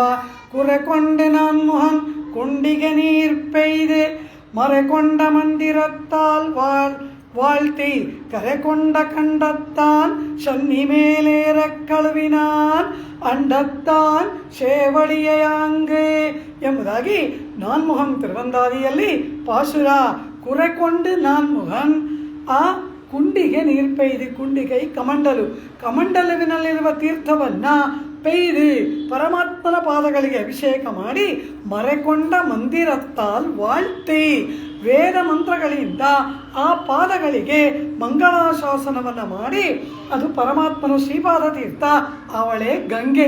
ಧರ್ಮದೇವತೆ ಕಮಂಡಲುವಿನಲ್ಲಿ ತೀರ್ಥವಾಗಿ ಬಂದು ತ್ರಿವಿಕ್ರಮನ ಪಾದಗಳಿಗೆ ಅಭಿಷೇಕ ಮಾಡಿದಾಗ ಅಲ್ಲಿಂದ ಪ್ರವಹಿಸಿದಲ ತೀರ್ಥ, ಅದೇ ಗಂಗಾ, ಅವಳೇ ಗಂಗೆ.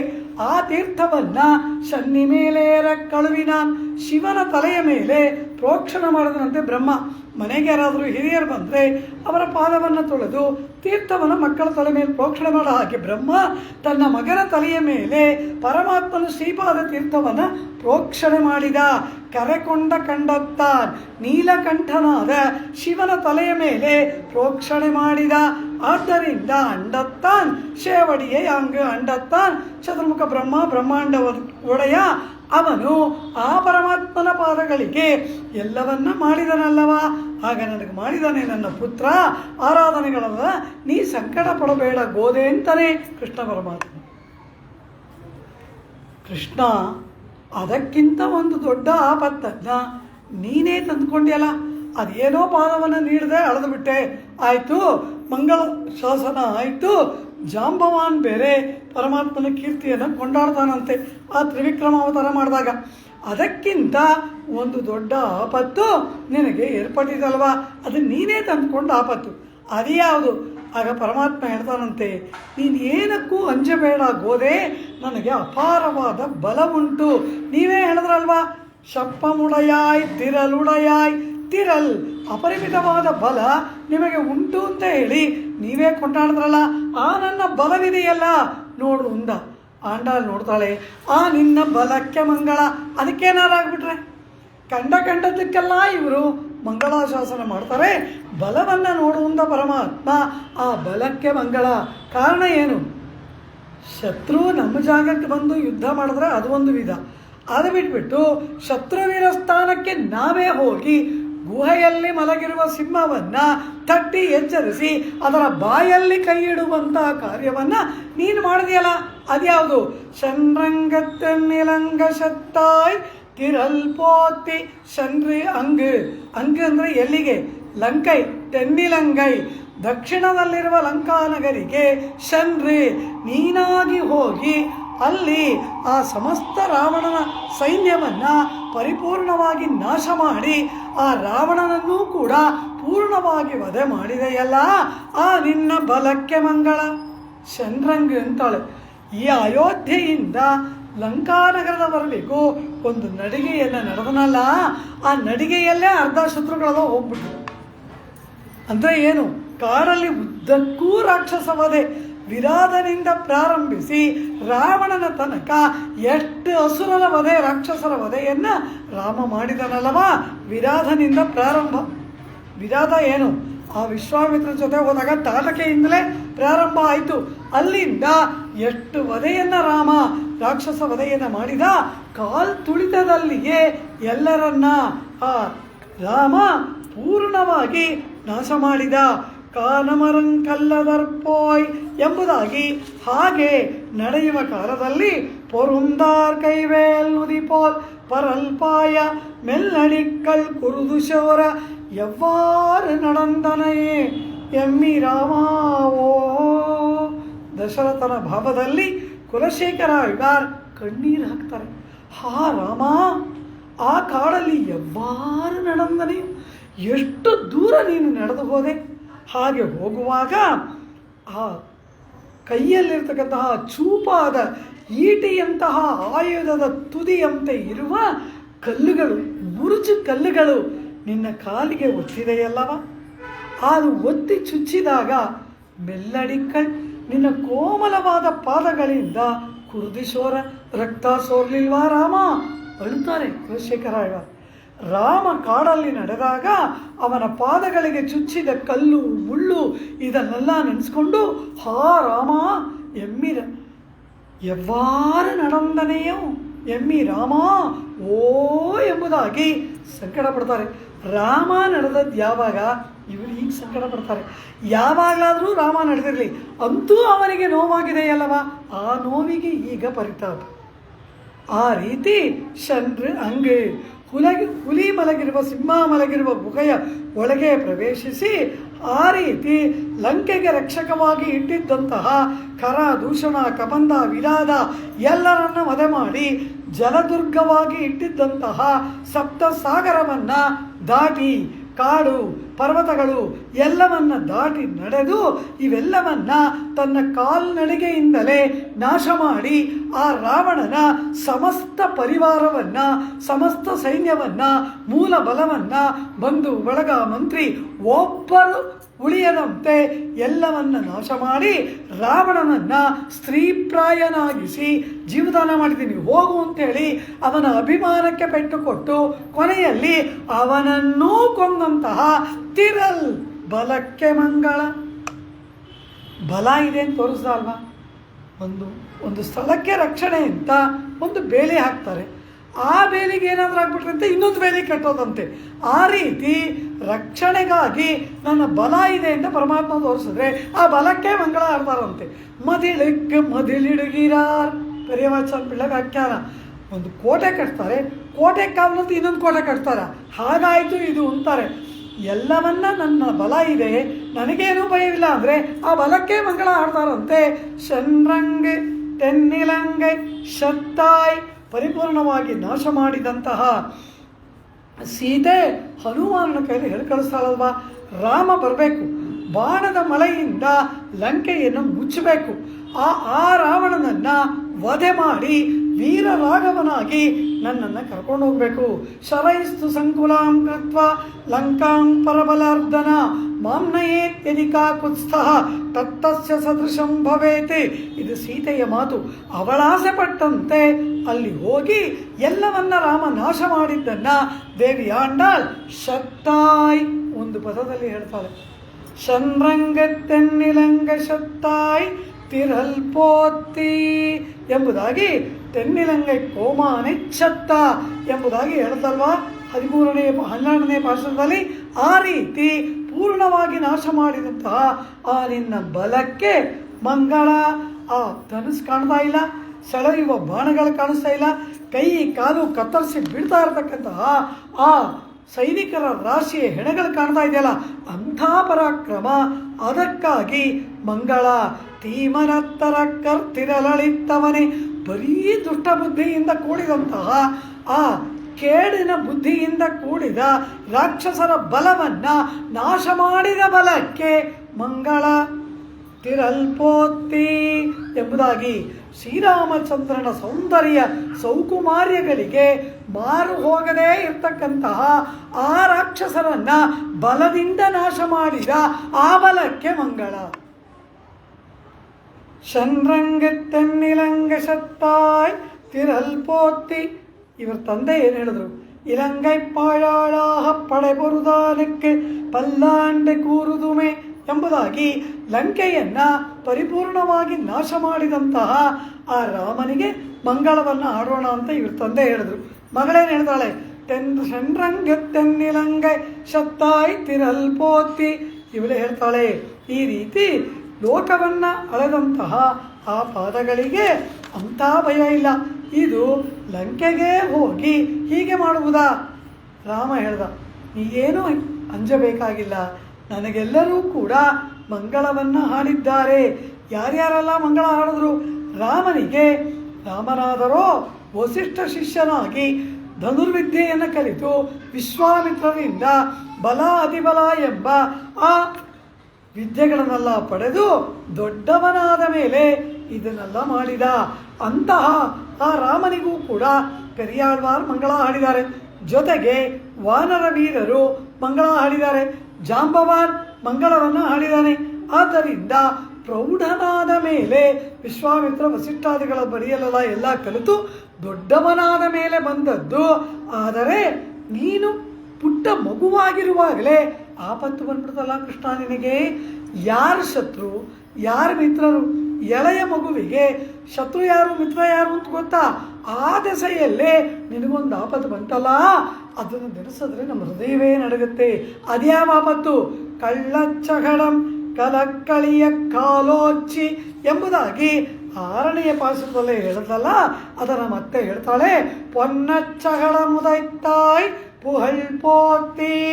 ಪೊನ್ನ ಚೂರು ಚೂರಾಗುವಂತೆ ಶಕಟಂ ಆ ಮೋಸದ ಬಂಡಿಯನ್ನ ಉದೈತಾಯ್ ಕಾಲಿನಿಂದ ತಾಡನೆ ಮಾಡಿದೆಯಂತಹ ಪುಹಳ್ ಕೀರ್ತಿಗೆ ಮಂಗಳ. ಪೊನ್ನ ಶಗಳಂ ಉದೈತಾಯ್ ಹಾಲಿಗಾಗಿ ಹಸುವಿನಿಂದ ಅತ್ತಂತಹ ಮಗು ಕಾಲಿನಿಂದ ಈಗಂತೂ ಆ ಬಂಡಿ ಬಿದ್ದು ಸತ್ಯ ಹೋಯ್ತು, ಅದರಲ್ಲೊಬ್ಬ ರಾಕ್ಷಸ. ಈ ರೀತಿ ಪೊನ್ನ ಶಕಟಂ ಉದೈತಾಯ್ ಕಾಲುಗಳಿಂದ ಆ ಬಂಡಿಯನ್ನ ಒದ್ದು ಶಕಟಾಸುರ ಭಂಜನವನ್ನು ಮಾಡಿದಂತಹ ಪುಹಳ್ ಕೀರ್ತಿಗೆ ಮಂಗಳ ಅಂತಾಳೆ. ಬಂಡಿಯನ್ನು ಒದ್ದದ್ದು ಪಾದಗಳು ತಾನೆ, ಪಾದಕ್ಕೆ ತಾನೇ ಮಂಗಳ ಹಾಡಬೇಕು ಅಂದರು. ಆದರೆ ಇಲ್ಲಿ ಆಂಡಾಳು ಏನು ಹೇಳ್ತಾ ಇದ್ದಾಳೆ? ಕೀರ್ತಿಗೆ ಮಂಗಳ ಅಂತಾಳೆ. ಏನು ಕಾರಣ ಅಂದರು? ವ್ಯಾಖ್ಯಾತ ಹೇಳ್ತಾರೆ, ಯಾವುದೋ ಒಂದು ಪುಟ್ಟ ಮಗುವಂತೆ ಒಂದು ದೊಡ್ಡ ಬಂಡಿಯಲ್ಲಿ ಒಬ್ಬ ರಾಕ್ಷಸ ಇದ್ದಂತೆ, ಇದು ಕಾಲಿಂದ ಹೀಗಂದು ಕೂಡಲೇ ಆ ಬಂಡಿ ಚೂರು ಚೂರಾಗಿ ಬಿದ್ದು ರಾಕ್ಷಸ ಸತ್ತೋದ್ನಂತೆ ಅಂತ ಹೇಳಿ ಈ ಕೀರ್ತಿ ಈ ಮಾತು ಕಿವಿಯಿಂದ ಕಿವಿಗೆ ಬಾಯಿಂದ ಕಿವಿಗೆ ಹರಡಿ ಹರಡಿ ಕಂಸನ ಕಿವಿಗೆ ತಲುಪಿದ್ರೆ ಹಾಗಾದರೆ ಅವನೇ ಕೃಷ್ಣ ಅಂತೇಳಿ ಅವನಿಂದ ಇವನಿಗೆ ಆಪತ್ತು ಬರುತ್ತಲ್ವಾ? ಆದ್ದರಿಂದ ಆ ಕೀರ್ತಿಗೆ ಮಂಗಳ. ಈ ಕೀರ್ತಿಯೇ ಇವನಿಗೆ ಆಪತ್ತನ್ನು ತರುತ್ತಲ್ಲವ. ತಿರಿಕ್ಕಾರ್ಚಗಳ ಮಾಸಿನ ಮಳಿತ್ತೆ ಕಂಡ್ರಾಳ್ ವಿಳಂಗಾಯರಿಂದ ಇತ್ಯಾದಿಯಾಗಲ್ಲ ಇವನ ಕೀರ್ತಿ. ಆ ಕೀರ್ತಿಯಿಂದಲೇ ಇವನಿಗೆ ಆಪತ್ತು ಏರ್ಪಡುತ್ತಲ್ವ. ಒಂದು ಪುಟ್ಟ ಮಗು ಇಂಥ ಕಾರ್ಯ ಮಾಡಿಬಿಡ್ತಂತೆ, ಇಂಥ ಕಾರ್ಯ ಮಾಡಿಬಿಡ್ತಂತೆ ಎಂಬುದಾಗಿ ಕೂಸಾಗಿ ಮಾಡಿದ ಏನೋ ಒಂದು ಬಾಲ ಚೇಷ್ಟೆ, ಆ ಚೇಷ್ಟೆಯ ವೃತ್ತಾಂತ, ಅದರ ಕೀರ್ತಿ ಕಿವಿಯಿಂದ ಕಿವಿಗೆ ತಲುಪಿದಾಗ, ಕಂಸನ ಕಿವಿಗೆ ತಲುಪಿದ್ರೆ ಅದರಿಂದಲೇ ನಿನಗೆ ಇನ್ನಷ್ಟು ಆಪತ್ತಲ್ಲವಾ. ಆದ್ದರಿಂದ ಪೊನ್ನಚ್ಚಹಡ ಮುದೈತ್ತಾಯ್ ಪುಹಳ್ ಪೋರ್ತಿ, ನೀನೇನು ಅಂಜಬೇಡ. ಶಕಟಾಸುರ ಭಂಜನ ಆದಮೇಲೆ ನಮ್ಮಮ್ಮ ನನಗೆಲ್ಲ ಮಂಗಳ ಮಾಡಿದಾಳೆ. ಆ ಹಸುವಿನ ಸಗಣಿಯಿಂದ ಬೆರಣಿ ಮಾಡಿ ಅದನ್ನು ಸುಟ್ಟು ಅದನ್ನು ಭಸ್ಮ ಹಚ್ಚಿದಾಳೆ. ಹಸುವಿನ ಬಾಲದ ತುದಿಯಿಂದ ನಮ್ಮಮ್ಮ ನಂದು ಇವ್ರಿಗೆ ಎಲ್ಲದಕ್ಕೂ ಹಸುನೇ, ದೃಷ್ಟಿ ತೆಗೆಯೋಕ್ಕೂ ಹಸುನೇ. ಹಸುವಿನ ಕಾಲು ಕೆಳಗಡೆ ಮಲಗಿಸಿ ಆ ಕಡೆಯಿಂದ ಒಬ್ಬರು ಎತ್ಕೊಳ್ಳೋದು, ಹಸುವಿನ ಬಾಲದಿಂದ ಸುತ್ತೋದು.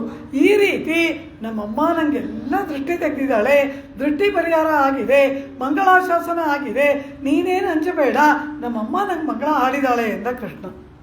ಕೃಷ್ಣ ಒಬ್ಬ ಶತ್ರು ಬರೋದಿರಲಿ, ಇಬ್ಬರಿಬ್ರು ಒಟ್ಟಿಗೆ ಬಂದ್ರಲ್ಲ ಆಗ ಆಪತ್ತು ಅಧಿಕವಲ್ಲವ ಅಂದರು. ಅದ್ಯಾವುದು ಅಂದರು. ಕೃಷ್ಣ ಹೇಳ್ಬಿಟ್ಟ, ಇವತ್ತು ಯಾರು ಮನೆಯಿಂದ ಬುದ್ಧಿ ತರಬೇಡಿ ಇಂದ. ಊಟಕ್ಕೆ ಏನು ಮಾಡೋದು ಕೃಷ್ಣ ಅಂದ, ನಿಮಗೆ ಒಳ್ಳೆ ಭೋಜನ ಕೊಡಿಸ್ತೀನಿ ಇವತ್ತು ಅಂದ. ಸರಿ, ಎಲ್ಲ ಗೋಪಬಾಲಕರು ಯಾರೂ ಮನೆಯಿಂದ ಬುದ್ಧಿ ತರಲಿಲ್ಲ. ಈ ಮಕ್ಕಳಿಗೆಲ್ಲ ಏನು ಆಸೆ, ಅಲ್ಲಿ ಸ್ವಲ್ಪ ದೂರದಲ್ಲಿ ಒಂದು ಬೇಲದ ಹಣ್ಣಿನ ವನ ಇದೆ. ಬೇಲದ ವನ, ಬೇಲದ ಮರ ಇದೆಯಲ್ಲ, ಆ ಬೇಲದ ಹಣ್ಣಿನ ಮರಗಳ ಒಂದು ತೋಟ ವನ ಇದೆ. ಅಲ್ಲಿ ಬೇಲದ ಹಣ್ಣು ತಿನ್ನಬೇಕು ಅಂತ ಈ ಮಕ್ಕಳಿಗೆಲ್ಲ ಭಾಳ ದಿವಸದಿಂದ ಆಸೆ. ಕೃಷ್ಣ ಹೇಳಿದ್ದ, ಒಂದಿನ ಹೋಗೋಣ, ಕಂಠಪೂರ್ತಿ ಬೇಲದ ಹಣ್ಣು ತಿನ್ಬಿಡೋಣ ಅಂತ. ಇವತ್ತು ಇವರು ಯಾರೂ ಬುದ್ಧಿ ತಂದಿಲ್ಲ. ಇವರೆಲ್ಲರೂ ಕೂಡ ಬೇಲದ ವನಕ್ಕೆ ಹೋಗಿ ಆ ಬೇಲದ ಹಣ್ಣನ್ನು ತಿನ್ನಬೇಕು ಅಂತ ಇವರ ಒಂದು ಕಾರ್ಯಕ್ರಮ. ಇವರಿಗೆಲ್ಲ ಯಾರು ನಾಯಕ? ಕೃಷ್ಣ. ಇವರೀಗ ಮಾತಾಡ್ತಾ ಇದ್ದಾರೆ, ಬೇಲದ ವನಕ್ಕೆ ಹೋಗೋಣ, ಬೇಲದ ಹಣ್ಣು ತಿನ್ನೋಣ ಅಂತ. ಇದನ್ನೇ ನೋಡ್ತಾ ಇದ್ದಾರೆ. ಇಬ್ಬರು ಬಂದಿದ್ದಾರೆ, ಕಂಸ ಕಳಿಸಿದಾನೆ ಇಬ್ಬರನ್ನ. ಅವರಿಬ್ಬರು ಏನು ಮಾಡಿದ್ರಂತೆ, ಆಹಾ ಇದು ಒಳ್ಳೆಯ ಅವಕಾಶ, ಕೃಷ್ಣನನ್ನು ಮುಗಿಸಿಬಿಡೋಣ, ನಾನು ಬೇಲದ ಹಣ್ಣಾಗಿ ಮರದ ಮೇಲೆ ಕೂತ್ಕೋತೀನಿ. ಆಗ ಆ ಬೇಲದ ಹಣ್ಣನ್ನು ಕೇಳೋದಕ್ಕೆ ಕೆಳಗಡೆ ಬಂದಾಗ ನೀನು ಅವನ ತಲೆ ಮೇಲೆ ಬಿದ್ದುಬಿಡು, ಕೃಷ್ಣನನ್ನು ಮುಗಿಸ್ಬಿಡೋಣ. ಅಕಸ್ಮಾತ್ ತಪ್ಪಿಸ್ಬಿಟ್ರೆ ಏನು ಮಾಡೋದು? ಅಕಸ್ಮಾತ್ತಾಗಿ ಆ ಬೇಲದ ಹಣ್ಣಿನ ಮೇಲಿಂದ ಕೆಳಗೆ ಬೀಳುವಾಗ ಕೃಷ್ಣ ತಪ್ಪಿಸ್ಕೊಂಡ್ಬಿಟ್ರೆ ಏನು ಮಾಡೋದು ಅಂದರು. ನಾ ಕೆಳಗಡೆ ಕೃಷ್ಣನ ಸುತ್ತಲೂ ಹಸು ಕರು ತುಂಬ ಇದೆ, ಪಕ್ಕದಲ್ಲಿ ಒಂದು ಕರುವಾಗ ನಾನು ನಿಂತಿರ್ತೀನಿ, ನಾನು ಅವನನ್ನು ಕೊಂದುಬಿಡ್ತೀನಿ. ಈ ಬೇಲದ ಹಣ್ಣು ಬಿದ್ದಿದ್ದ ಅವಾಂತರದಲ್ಲಿ ಅಲ್ಲಿ ಇಲ್ಲಿ ಓಡ್ತಾರಲ್ವಾ, ಆಗ ನಾನು ಕೃಷ್ಣನ ಮೇಲೆ ಆಕ್ರಮಣ ಮಾಡಿ ನಾನು ಕೊಂದುಬಿಡ್ತೀನಿ ಅಂತ ಇನ್ನೊಂದು. ಇಬ್ಬರಿಬ್ಬರು ಒಟ್ಟಿಗೆ ಬಂದಿದ್ದಾರೆ. ಸರಿ, ಎಲ್ಲ ಮಕ್ಕಳು ಗೋಪಾಲಕರು ಬೇಲದ ಹಣ್ಣಿನ ಮನಕ್ಕೆ ಹೋದರು. ನೋಡಿದ್ರೆ ಮರದ ಮೇಲೆ ಇಷ್ಟು ದಪ್ಪ ಬೇಲದ ಹಣ್ಣು ಇದೆಯಂತೆ, ತಲೆಗಿಂತ ದಪ್ಪದ ಹಣ್ಣು. ಇಂಥ ಹಣ್ಣು ಇದುವರೆಗೂ ನೋಡಿಲ್ವಲ್ಲ, ಇಷ್ಟು ದಪ್ಪದ ಹಣ್ಣ. ಕೃಷ್ಣ ಕೃಷ್ಣ, ಆ ದಪ್ಪ ಇರೋ ಹಣ್ಣು ಅದು ನಮಗೆ ಬೇಕು ಅಂತಾರೆ ಗೋಪಬಾಲಕರಲ್ಲ. ಕೃಷ್ಣನಿಗೆ ತಿಳಿಯದ ಆ ಹಣ್ಣು ಯಾರು ಅಂತ. ಆಯಿತು, ಆ ಹಣ್ಣನ್ನೇ ನಿಮಗೆ ಕೊಡಿಸ್ತೀನಿ ಇಂದ. ಇಷ್ಟು ದಪ್ಪ ಇದೆ ಬೇಲದ ಹಣ್ಣು, ಅಪಾರವಾಗಿ ಆಸೆಯಾಗುವಂತಹ ಹಣ್ಣು. ಆ ಹಣ್ಣು ಮರದ ಮೇಲಿದೆ. ಆ ಮರದ ಮೇಲಿರುವ ಹಣ್ಣನ್ನು ಕೇಳೋದು ಹೇಗೆ ಅದನ್ನು ಕೆಳಕ್ಕೆ ಉದುರಿಸೋದು? ಅದಕ್ಕೊಂದು ಕ್ಯಾಟ್ರಪಿಲ್ಲರಲ್ಲಿ ಕಲ್ಲನ್ನು ಹೊಡೆದು ಮಾವಿನಕಾಯಿ, ನಲ್ಲಿಕಾಯಿ ಎಲ್ಲ ಉದುರಿಸ್ತಾರಲ್ವ ಮಕ್ಕಳು, ಆ ರೀತಿ ಅವನೇನು ಮಾಡ್ದ, ಅದನ್ನು ಉದುರಿಸೋದು ಅಂದ. ಪಕ್ಕದಲ್ಲಿ ಕರು ನಿಂತಿತ್ತಲ್ಲ, ಆ ಕರುವನ್ನು ಕೈಯಲ್ಲಿ ಹಿಡ್ಕೊಂಡಂತೆ 4 ಕಾಲುಗಳನ್ನು ಸೇರಿಸಿ ಚೆನ್ನಾಗಿ ಬೀಸಿ ಅದರ ಮೇಲೆ ಒಗೆದ. ಬೇಲದ ಹಣ್ಣಿನ ಸುರಾನು ಮುಗಿದ, ಇವನು ಮುಗಿದ. ಕನ್ರೆ ಕುಣಿಲಾಯರಿಂದಾಯ್ ಕೈಹಲ್ಪೋತ್ತಿ, ಕನ್ರೆ ಎಳೆಯ ಕರುವನ್ನು ಕುಣಿಲಾಯ್ ಕವಣೆ ಕಲ್ಲಾಗಿ, ಎರಿಂದಾಯ್ ಮೇಲಕ್ಕೆ ಬೀಸಿ ಒಗೆದಂತಹ ಕಳಲ್ ಅಂಗಾಲುಗಳಿಗೆ ಮಂಗಳ. ಕನ್ರೆ ಕುಣಿಲಾಯ್ ಎರಿಂದಾಯ್ ಎಂಬುದಾಗಿ ಕೃಷ್ಣ ಪರಮಾತ್ಮ ಆ ಕರುವನ್ನೇ, ಅವನು ವತ್ಸಾಸುರ, ಇವನು ಕಪಿತ್ಥಾಸುರ. ಅವನಿಗೆ ಹೆಸರು ಏನಾದರೂ ಇರಲಿ, ಅವನಿಗೆ ಬೇಲದ ಹಣ್ಣು, ಕಪಿತ್ಥ ಅಂದರೆ ಬೇಲದ ಹಣ್ಣು, ಅವನಿಗೆ ಅದೇ ಹೆಸರು ಕೊಟ್ಬಿಟ್ರು, ಕಪಿತ್ಥಾಸುರ. ಇವನು ವತ್ಸಾಸುರ.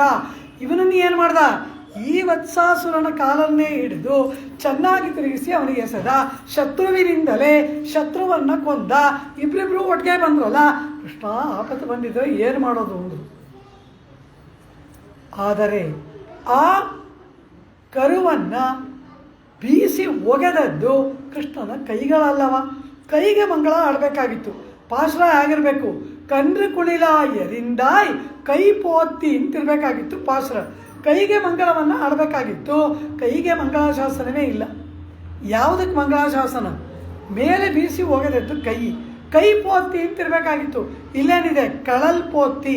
ಪಾದಗಳಿಗೆ ಮಂಗಳ ಅಂತಿದೆಯಲ್ಲ ಅಂದರು. ಆಂಡಾಳ್ ನಮ್ಮ ಹಾಗೆ ಪಾಶ್ರ ಹೇಳೋಲ್ಲ. ಏನನ್ನ ಹಾಡ್ತಾರೆ ಅದವರಿಗೆ ಮಾನಸ ಸಾಕ್ಷಾತ್ಕಾರ. ಪರಮಾತ್ಮ ತಾನು ನಡೆಸಿದ ಒಂದೊಂದು ಲೀಲೆಯನ್ನು ಕೂಡ ಸಾಕ್ಷಾತ್ಕಾರ ಮಾಡಿಸ್ತಾನೆ ಆಳ್ವಾರುಗಳಿಗೆ. ಕಂಡದ್ದನ್ನು ಹಾಡ್ತಾರೆ. ಇವರು ಹಾಡಿ ಆಗಿದ್ದನ್ನಲ್ಲ. ಪರಮಾತ್ಮ ಏನು ಸಾಕ್ಷಾತ್ಕಾರ ಕೊಡ್ತಾನೆ ತನ್ನ ಲೀಲೆಗಳನ್ನು ಅದನ್ನು ಕಂಡು ಹಾಡುವವರು. ಈ ಪರಮಾತ್ಮ ಕೈ ಪೋತಿ ಅಂತಿರಬೇಕು. ಪಾದಕ್ಕೆ ಮಂಗಳ ಯಾಕೆ ಎಂದರು. ಕೃಷ್ಣ ಪರಮಾತ್ಮ ಆ ಕರುವನ್ನು 4 ಕಾಲನ್ನು ಸೇರಿಸಿ ಹಿಡ್ಕೊಂಡಾಗ ಅಷ್ಟು ಎತ್ತರಕ್ಕೆ ಮೇಲಕ್ಕೆ ಬೀಸಿ ಒಗಿಬೇಕಲ್ಲವ. ಅದಕ್ಕಾಗಿ ಮಂಡಿ ಊರಿ ಕುಳಿತುಕೊಳ್ತಾನಂತೆ. ಶರೀರವನ್ನು ಹಿಂದೆ ಬಾಗಿಸಿ ಹೀಗೆ ಬೀಸ್ತಾನಂತೆ ಆ ಕರುವನ್ನು. ಹಾಗೆ 2 ಮಂಡಿಗಳನ್ನು ಊರಿ ಕುಳಿತಾಗ ಹಿಂದ್ಗಡೆ 2 ಪಾದಗಳು ಕಾಣುತ್ತಲ್ಲ, ಅದಕ್ಕೆ ಮಂಗಳ ಅಂತ. ಆ ಕರುವನ್ನು ಬೀಸಿ ಒಗೆದಂತಹ ಆ ಪರಮಾತ್ಮನ ರೂಪದ ಸಾಕ್ಷಾತ್ಕಾರ ಆಂಡಾಳರಿಗೆ. ಆ ಹಿಂದೆ 2 ಪಾದ ಕಾಣ್ತಾ ಇದೆ. ಮಂಡಿ ಊರಿ ಕುಳಿತಿದ್ದಾನೆ. 2 ಪುಟ್ಟ ಕೆಂಪಾದ ಪಾದಗಳು ಕಾಣ್ತಾ ಇದೆ. ಆ ಶರೀರವನ್ನು ಹಿಂದಕ್ಕೆ ವಾಲಿಸಿ ಬೀಸಿ ಒಗೆಯುವ ಆ ಭಂಗಿಯನ್ನು ಆಂಡಾಳು ಅನುಭವಿಸ್ತಾ ಕಂಡ್ರೆ ಕುಣಿಲಾಯರಿಂದ ಕಳಲ್ಪೋತ್ತಿ ಎಂಬುದಾಗಿ ಕೃಷ್ಣ ಪರಮಾತ್ಮನ ಸುಕೋಮಲವಾದ ಪುಟ್ಟ ಕೆಂಪಾದ ಪಾದಗಳಿಗೆ ಮಂಗಳವನ್ನು ಹಾಡ್ತಾ ಇದ್ದಾಳೆ ದೇವಿ ಆಂಡಾಳ್. ಅದಕ್ಕೆ ಆ ಕೃಷ್ಣ ಹೇಳ್ದ, ಶತ್ರುವಿನಿಂದಲೇ ಶತ್ರುವನ್ನ ನಿರಸನ ಮಾಡಿದಂತಹ ಒಂದು ಅಪಾದಾನ. ಅದಕ್ಕೆ ಆಂಡಾಳ್ ಮಂಗಳಾಶಾಸನವನ್ನು ಮಾಡ್ತಾಳೆ. ಆ ರೀತಿ ಮಂಗಳಾಶಾಸನ ಮಾಡುವಾಗ ಅವನು ಹೇಳ್ತಾನೆ, ಇದಕ್ಕಾಗಿ ನನಗೆ ಗೋಕುಲದಲ್ಲಿ ಇರುವವರೆಲ್ಲರೂ ಕೂಡ ಮಂಗಳಾಶಾಸನ ಮಾಡಿದ್ದಾರೆ. ಋಷಿಮುನಿಗಳೆಲ್ಲ ನನಗೆ ಮಂಗಳಾಶಾಸನ ಮಾಡಿದ್ದಾರೆ. ಅದರಿಂದ ನಿನಗೆ ಯಾವ ವಿಧವಾದ ಸಂಕಟವೂ ಬೇಡಗೋದೆ ನನಗೆ ಮಂಗಳಾಶಾಸನ ಏರ್ಪಟ್ಟಿದೆ, ಆಗಿದೆ ಎಂಬುದಾಗಿ ಹೇಳಿದ. ಆಗ ಆಂಡಾಳು ಹೇಳ್ತಾಳೆ, ಇದುವರೆಗೂ ಕೂಡ ಶತ್ರುಗಳಾಗಿ ಬಂದರು. ಆದರೆ ಈಗ ಮಿತ್ರನೇ ಶತ್ರುವಾಗಿ ಬಿಟ್ಟನಲ್ಲ, ಅದು ಯಾವುದು? ಮುಟ್ಟಬಾರ್ದಮ್ಮ, ದೇವ್ರನ್ನೆಲ್ಲ ಮುಟ್ಟಬಾರ್ದು. ನೀವು ಮುಟ್ತೀರ ಮತ್ತೆ ಪುನಃ ಪ್ರತಿಷ್ಠೆ ಮಾಡಬೇಕಾಗುತ್ತೆ, ಮತ್ತೆ ಪ್ರಾಣ ಪ್ರತಿಷ್ಠೆ ಮಾಡಬೇಕಾಗುತ್ತೆ ವಿಗ್ರಹಕ್ಕೆ. ನೀವು ಹೇಗೇಗೋ ಒಂದು ಮುಟ್ಟಿದ್ರೆ ದೇವ್ರ ವಿಗ್ರಹ ಮುಟ್ಟಬಾರ್ದು. ಆ ರೀತಿ ಕಂಡ್ರೆ ಆ ಕುಣಿಲ ಎರಿಂದ ಎಂದಾಗ ಮಂಗಳಾಶಾಸನ ಏರ್ಪಟ್ಟಿದೆ. ಆದರೆ ಮಿತ್ರನೇ ಶತ್ರುವಾಗಿ ಬಿಟ್ಟನಲ್ಲ, ಅದು ಯಾರು ಎಂದರೆ ಇಂದ್ರನಿಗಾಗಿ ಎಲ್ಲ ವಿಧವಾದಂತಹ ಆ ಒಂದು ಯಾಗವನ್ನು ಮಾಡ್ತಾ ಇರ್ತಾರೆ. ಅಪರಿಮಿತವಾಗಿ ಇಂದ್ರನಿಗೆ ಆಹಾರಗಳನ್ನೆಲ್ಲ ಕೊಟ್ಟು ಬಲಿಯನ್ನು ಕೊಟ್ಟು ಇಂದ್ರ ಪೂಜೆ ಮಾಡುವುದು ಆ ಗೋಕುಲದಲ್ಲಿ ಇರ್ತಕ್ಕಂತಹ ಒಂದು ಪದ್ಧತಿ. ಪ್ರತಿ ವರ್ಷ ಇಂದ್ರನಿಗಾಗಿ ಮಾಡ್ತಕ್ಕಂತಹ ಒಂದು ಜಾತ್ರೆ, ಪೂಜೆ. ಕೃಷ್ಣ ಪರಮಾತ್ಮ ಅದು ಕೂಡದು ಇಂದ್ರನಿಂದಲ ಮಳೆ ಬರ್ತಾ ಇದೆ. ಗೋವರ್ಧನ ಪರ್ವತದಲ್ಲಿರುವ ಗೋಮಾಳಗಳು, ಅಲ್ಲಿ ಇರ್ತಕ್ಕಂತಹ ಆ ಹುಲ್ಲನ್ನು ಮೇಯ್ದು ಹಸುಗಳು ನಮಗೆ ಹಾಲು ಮೊಸರನ್ನು ಕೊಡ್ತಾ ಇದೆ.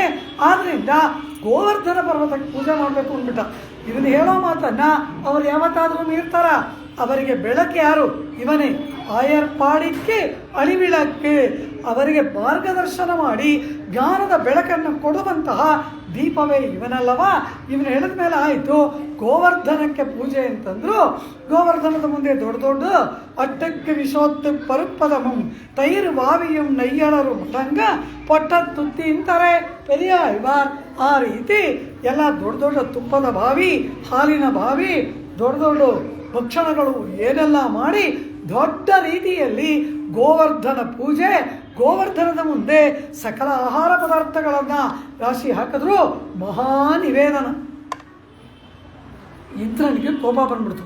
ತನ್ನ ಪೂಜೆಯನ್ನು ಇವನು ತಪ್ಪಿಸ್ಬಿಟ್ನಲ್ಲ, ತನಗಾಗ್ತಾ ಇದ್ದ ಪೂಜೆಯನ್ನು, ತನಗೆ ಕೊಡ್ತಾ ಇದ್ದ ಹವಿಸ್ಸನ್ನು ಇವನು ತಪ್ಪಿಸ್ಬಿಟ್ಟಲ್ಲ ಎಂಬ ಕೋಪಕ್ಕಾಗಿ ಪ್ರಳಯ ಕಾಲದಲ್ಲಿ ಮಳೆಯನ್ನು ಸುರಿಸುವ ಮೋಡಗಳನ್ನು ಕರೆದು ಮಳೆ ಸುರಿಸೋದಕ್ಕೆ ಹೇಳ್ಬಿಟ್ಟ. ಅದು ಬೇರೆ ಕಾಲದಲ್ಲಿ ಮಳೆ ಸುರಿಸಬಾರ್ದು. ಸಂವರ್ತಕ ಪ್ರವರ್ತಕ ಅಂತ ಮೋಡಗಳು, ಅದು ಪ್ರಳಯದಲ್ಲಿ ಮಾತ್ರ ಮಳೆ ಬರಬೇಕು. ಆದರೆ ಕೃಷ್ಣ ಈ ಲೋಕದಲ್ಲಿ ಆ ಇಂದ್ರನಿಗೆ ನಡೆಯುವ ಪೂಜೆಯನ್ನು ತಪ್ಪಿಸಿದ ಎಂಬ ಕೋಪಕ್ಕಾಗಿ ಈಗಲೇ ಪ್ರಳಯ ಮಾಡೋದಕ್ಕೆ ಸಂಕಲ್ಪ ಮಾಡಿಬಿಟ್ಟ ಇಂದ್ರ. ಕೂಡಲೇ ಪರಮಾತ್ಮ ಯಾವ ಗೋವರ್ಧನಕ್ಕೆ ಪೂಜೆ ಮಾಡಿದ್ರೋ ಆ ಗೋವರ್ಧನವೇ ನಿಮ್ಮನ್ನು ಕಾಪಾಡ್ತಾ ಇದೆ ಎಂಬ ಹಾಗೆ ಆ ಗೋವರ್ಧನವನ್ನೇ ಎತ್ತಿ ಇಡೀ ಗೋಕುಲವನ್ನು, ಸಕಲ ಜೀವರಾಶಿಗಳನ್ನು ಕುಂಭದ್ರೋಣದಂತೆ ಬೀಳುವ ಮಳೆಯಿಂದ ರಕ್ಷಣೆ ಮಾಡಿದನಲ್ಲ. ಕುಂದ್ರ ಕುಡಯ ಎಡುತ್ತಾಯ್ ಗುಣಂಪೋತ್ತಿ. ಕುಂದ್ರಿ ಆ ಬೆಟ್ಟವನ್ನು, ಕುಂದ್ರಿ ಅಂದರೆ ಪರ್ವತ, ಕುಂದ್ರಿ ಪರ್ವತವನ್ನು ಕುಡಯಾಯ್ ಕೊಡೆಯಾಗಿ ಎಡುತ್ತಾಯ್ ಎತ್ತಿ ಹಿಡಿದಂತಹ ಗುಣಂ ಗುಣಕ್ಕೆ ಪೋತ್ತಿ ಮಂಗಳ. ಕೊಡೆಯನ್ನು ಎತ್ತಿ ಹಿಡಿದಿದ್ದು ಕೈಯಲ್ವ, ಕೈಗೆ ತಾನೇ ಮಂಗಳ ಹಾಡಬೇಕು. ಅದು ಕೂಡ ಎಂತಹ ಕೈ, ಅತ್ಯಂತ ಅಪರೂಪವಾಗಿ ದೊಡ್ಡ ಜಾತ್ರೆ. ಈ ಇಂದ್ರ ಪೂಜೆ ಅಂದರೆ ಅದು ದೊಡ್ಡ ಜಾತ್ರೆಯಂತೆ. ಆ ಜಾತ್ರೆಗಾಗಿ ಕೃಷ್ಣನಿಗೆ ತುಂಬ ಚೆನ್ನಾಗಿ ಅಲಂಕಾರ ಮಾಡಿದಾಳಂತೆ ಯಶೋದೆ. ಕೋಲಮು ಅಳಿಂದಿಲ ವಾಡಿತ್ತಿಲ, ಪೆರಿಯಾಳ್ವಾರ ಹಾಡ್ತಾರೆ ತಮ್ಮ ತಿರುಮುಳಿಯಲ್ಲಿ. ಆ ಕೃಷ್ಣ 7 ದಿನಗಳ ಕಾಲ ಆ ಗೋವರ್ಧನ ಪರ್ವತವನ್ನು ಎತ್ತಿ ಹಿಡಿದಿದ್ದಲ್ಲ, ಯಶೋದೆ ಮಾಡಿದ ಅಲಂಕಾರ ಸ್ವಲ್ಪವೂ ಬಾಡಲಿಲ್ವಂತೆ. ಕೈಯಲ್ಲೆಲ್ಲ ಗೋರಂಟಿ ಹಚ್ಚಿದ್ದಂತೆ, ಅದು ಕೂಡ ಬಣ್ಣ ಮಾಸಲಿಲ್ಲವಂತೆ.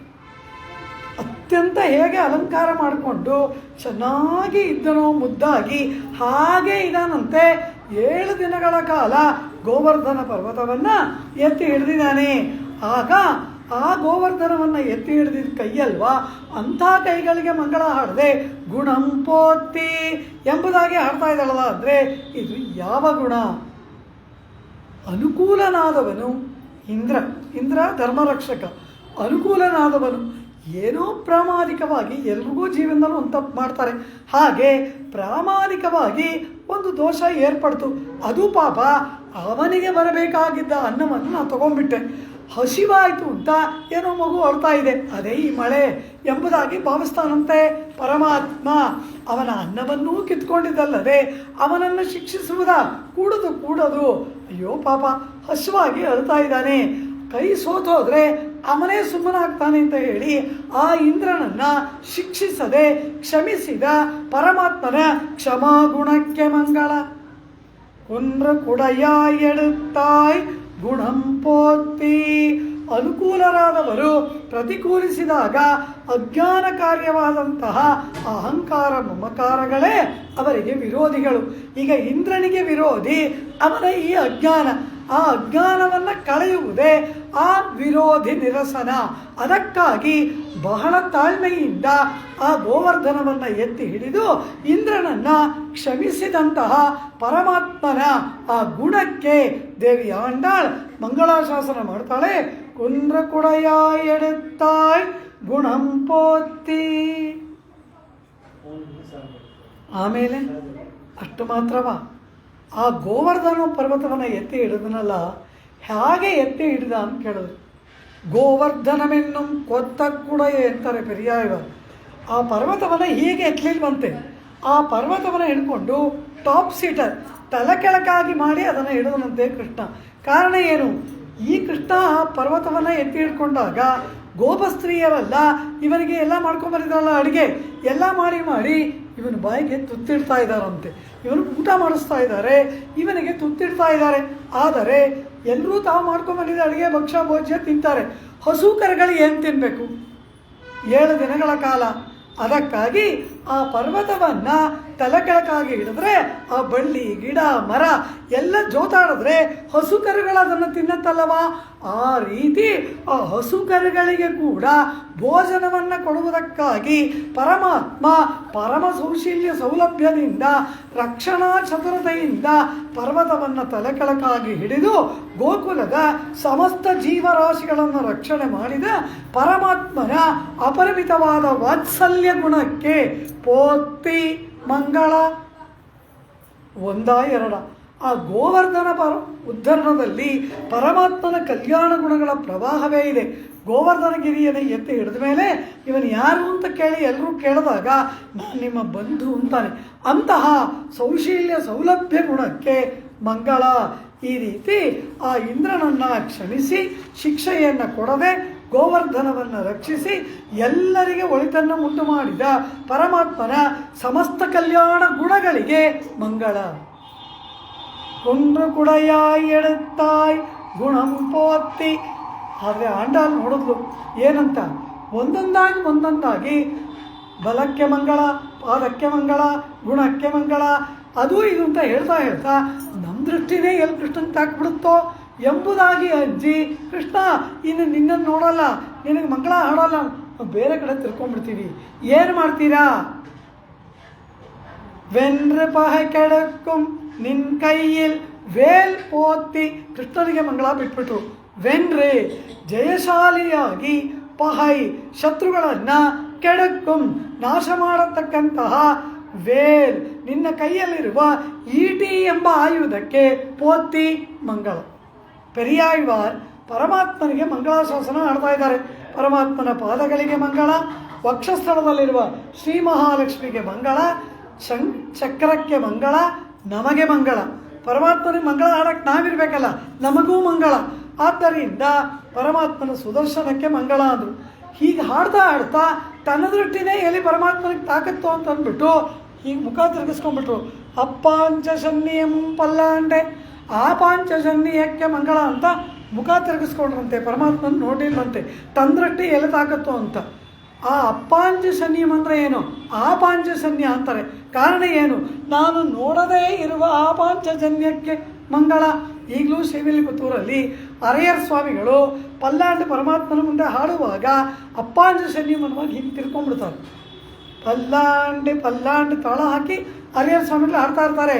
ಸುಡರಾಳಿಯಂ ಪಲ್ಲಾಂಡೆ ಪಡೆಪೋರ್ ಕುಕ್ಕು ಮುಳಂಗಮನ್ನು ಪೂರ್ತಿ ಈ ಕಡೆ ತಿರುಗಿಬಿಟ್ಟು ಅಪ್ಪಾಂಜಸನ್ನಿಯಮಂ ಪಲ್ಲಾಂಡೆ ಅಂತ ಹೀಗೆ ತೋರಿಸಿ ತಾಳ ಹಾಕ್ತಾರೆ. ಅದನ್ನು ಅವರು ನೋಡೋದೇ ಇಲ್ಲ, ತನ್ನ ದೃಷ್ಟಿಯೇ ಎಲ್ಲ ಬಿಡುತ್ತೋ ಅಂತ. ಆ ರೀತಿ ಆಂಡ ಕೃಷ್ಣನಿಗೆ ಮಂಗಳ ಅಂತ ನಮ್ಮ ದೃಷ್ಟಿನೇ ಎಲ್ಲಿದಾಗುತ್ತೋ ಅಂತ ಕೃಷ್ಣನನ್ನು ಬಿಟ್ಟರು ಅವನ ಕೈಯಲ್ಲಿರುವ ಆಯುಧಕ್ಕೆ ಮಂಗಳ ಅಂತಾಳೆ. ಇದೇನು? ಪರಮಾತ್ಮನ ಕೈಯಲ್ಲಿರುವುದು ಚಕ್ರತಾಳ್ವಾರ್, ಸುದರ್ಶನ. ಮೇಲೆಲ್ಲ ಪರಮಾತ್ಮನಿಗೆ ಮಂಗಳ. ಇದು ಭಾಗವತ ಮಂಗಳಾಶಾಸನ. ಆಳ್ವಾರ್ ಸುದರ್ಶನ ಆಳ್ವಾರ್, ಚಕ್ರತಾಳ್ವಾರ್ ಅಲ್ವಾ, ಆ ಭಾಗವತನಿಗೆ ಮಂಗಳ. ಪರಮಾತ್ಮ ಕೈಯಲ್ಲಿ ಯಾವ ಆಯುಧವನ್ನು ಹಿಡಿದರೂ ಅದು ಸುದರ್ಶನ. ನರಸಿಂಹನಾಗಿ ಬಂದಾಗ ನಖಗಳೇ ಸುದರ್ಶನ, ವರಾಹನಾಗಿ ಬಂದಾಗ ಕೋರೆ ದಾಡೆಯೇ ಸುದರ್ಶನ, ರಾಮ ಶಾರ್ಗಧನುಸ್ಸು ಬಾಣವನ್ನು ಹೂಡಿದನಲ್ಲ ಅದು ಸುದರ್ಶನ. ಯಾವುದನ್ನು ಪರಮಾತ್ಮ ಕೈಯಲ್ಲಿ ಹಿಡಿತಾನೆ ಅದು ಸುದರ್ಶನ ಎಂಬುದಾಗಿ ಶಾಸ್ತ್ರಗಳು ತಿಳಿಸುತ್ತೆ. ಅಂತಹ ಆ ಆಯುಧಕ್ಕೆ ಆಂಡಾಳ್ ಮಂಗಳ ಅಂತ ಹೇಳ್ತಾಳೆ. ಆ ಈಟಿಯನ್ನು ಇವನು ಯಾಕೆ ಕೈಯಲ್ಲಿ ಹಿಡಿದಿದ್ದಾನೆ? ಹಸು ಕರುಗಳನ್ನು ರಕ್ಷಿಸುವಾಗ ಚಿರತೆ, ಹುಲಿ ಇತ್ಯಾದಿಗಳಿಂದ ಆ ಹಸುಗಳಿಗೆ ಆಪತ್ತು ಬರಬಾರದು ಅಂತ ಕೈಯಲ್ಲಿ ಈಟಿಯನ್ನು ಹಿಡಿದು ಹಸುಗಳನ್ನು ರಕ್ಷಣೆ ಮಾಡ್ತೀಯಲ್ಲ ಅದಕ್ಕೆ ಮಂಗಳ. ವೆನ್ನೆ ಪಹ ಕೆಡಕ್ಕುಂ, ವೆನ್ನೆ ಈ ಸುದರ್ಶನ ಪರಮಾತ್ಮನ ಕೈಯಿಂದ ಹೋಗಿ ಶತ್ರು ದಮನವನ್ನು ಮಾಡುತ್ತೆ. ವೆನ್ರೆ ಜಯಶಾಲಿಯಾಗಿ ಹಿಂತಿರುಗಿ ಬರುತ್ತೆ. ಅಂತಹ ಶತ್ರುನಾಶವನ್ನು ಮಾಡತಕ್ಕಂತಹ ಆ ಪರಮಾತ್ಮನ ಕೈಯಲ್ಲಿರುವ ಆ ಚಕ್ರ, ಆ ಸುದರ್ಶನ, ಆ ವೇಲ್, ಆ ಆಯುಧಕ್ಕೆ ಮಂಗಳ. ಈ ರೀತಿ ಎಂದ್ರೆಂದ್ರುಂಶೇವಹಮೇ ಏತ್ತಿಪ್ಪರೆಗೊಳ್ವಾರ್. ಈ ರೀತಿ ಪೋತ್ತಿ ಪೋತ್ತಿ ಪೋತ್ತಿ ಎಂಬುದಾಗಿ ಉಂಶೇವಗಮೆ ನಿನ್ನ ವೀರ ಚರಿತ್ರೆಗಳನ್ನೇ ಎತ್ತಿ ಸ್ತೋತ್ರ ಮಾಡುತ್ತಾ ಪರೆಕೊಳ್ಳುವಾರ್ ಪುರುಷಾರ್ಥವನ್ನು ಹೊಂದುತ್ತೇವೆ. ಇಂದ್ರಿಯಾಂ ಬಂದೋಂ, ಈ ದಿನ ನಾವು ಬಂದಿದ್ದೇವೆ ಪರಮಾತ್ಮ ಇರಂಗ್, ನಮ್ಮ ವಿಷಯದಲ್ಲಿ ನೀನು ವಾತ್ಸಲ್ಯವನ್ನು ತೋರು, ಪ್ರೇಮದಿಂದ ಕೃಪೆ ಮಾಡು. ಇಂದ್ರಿಯಾಂ ಬಂದೋಂ ಇರಂಗು ಎಂಬುದಾಗಿ ಆ ಪರಮಾತ್ಮನನ್ನು ನಿನ್ನ ವೀರ ಚರಿತ್ರೆಗಳನ್ನೆಲ್ಲ ಹಾಡುತ್ತಾ ನಿನಗೆ ಮಂಗಳಾಶಾಸನ ಮಾಡಿದೆವು. ಮಂಗಳಾಶಾಸನ ಮಾಡಿ ಒಂದನ್ನು ಪಡ್ಕೊಳ್ಳೋದಲ್ಲ, ಮಂಗಳಾಶಾಸನವೇ ಫಲ, ಮಂಗಳಾಶಾಸನವೇ ಪುರುಷಾರ್ಥ, ಪರಮಾತ್ಮನ ಕೈಂಕರ್ಯ ಮಂಗಳಾಶಾಸನ. ಆ ರೀತಿ ಆ ಮಂಗಳಾಶಾಸನದಿಂದ ಮತ್ತೊಂದನ್ನು ಅಪೇಕ್ಷಿಸದೆ ಮಂಗಳಾಶಾಸನ ಮಾಡುವುದೇ ಫಲ. ಪೆರಿಯಾಳ್ವಾರ್ ಪಲ್ಲಾಂಡ ಹಾಡಿದ್ರು. ಇಲ್ಲಿ ಪಲ್ಲಾಂಡ ಹಾಡ್ತಾ ಇದ್ದೀರಲ್ಲ, ಅದಕ್ಕೆ ಏನು ಫಲ ಅಂದರು. ಸೂಳ್ದಿರಿಂದ ಎತ್ತುವರ್ ಪಲ್ಲಾಂಡೆ, ಪರಮಪದಕ್ಕೆ ಹೋಗಿ ಅಲ್ಲೂ ಪಲ್ಲಾಂಡ ಹಾಡ್ತೀವಿ ಅಂದರು. ಇಲ್ಲಿ ಪಲ್ಲಾಂಡ ಹಾಡಿದ್ದಕ್ಕೆ ಫಲ ಏನು, ಅಲ್ಲೂ ಹೋಗಿ ಪಲ್ಲಾಂಡ ಹಾಡೋದು. ಪಲ್ಲಾಂಡಿಗೆ ಪಲ್ಲಾಂಡೇ ಪ್ರಯೋಜನ, ಫಲ.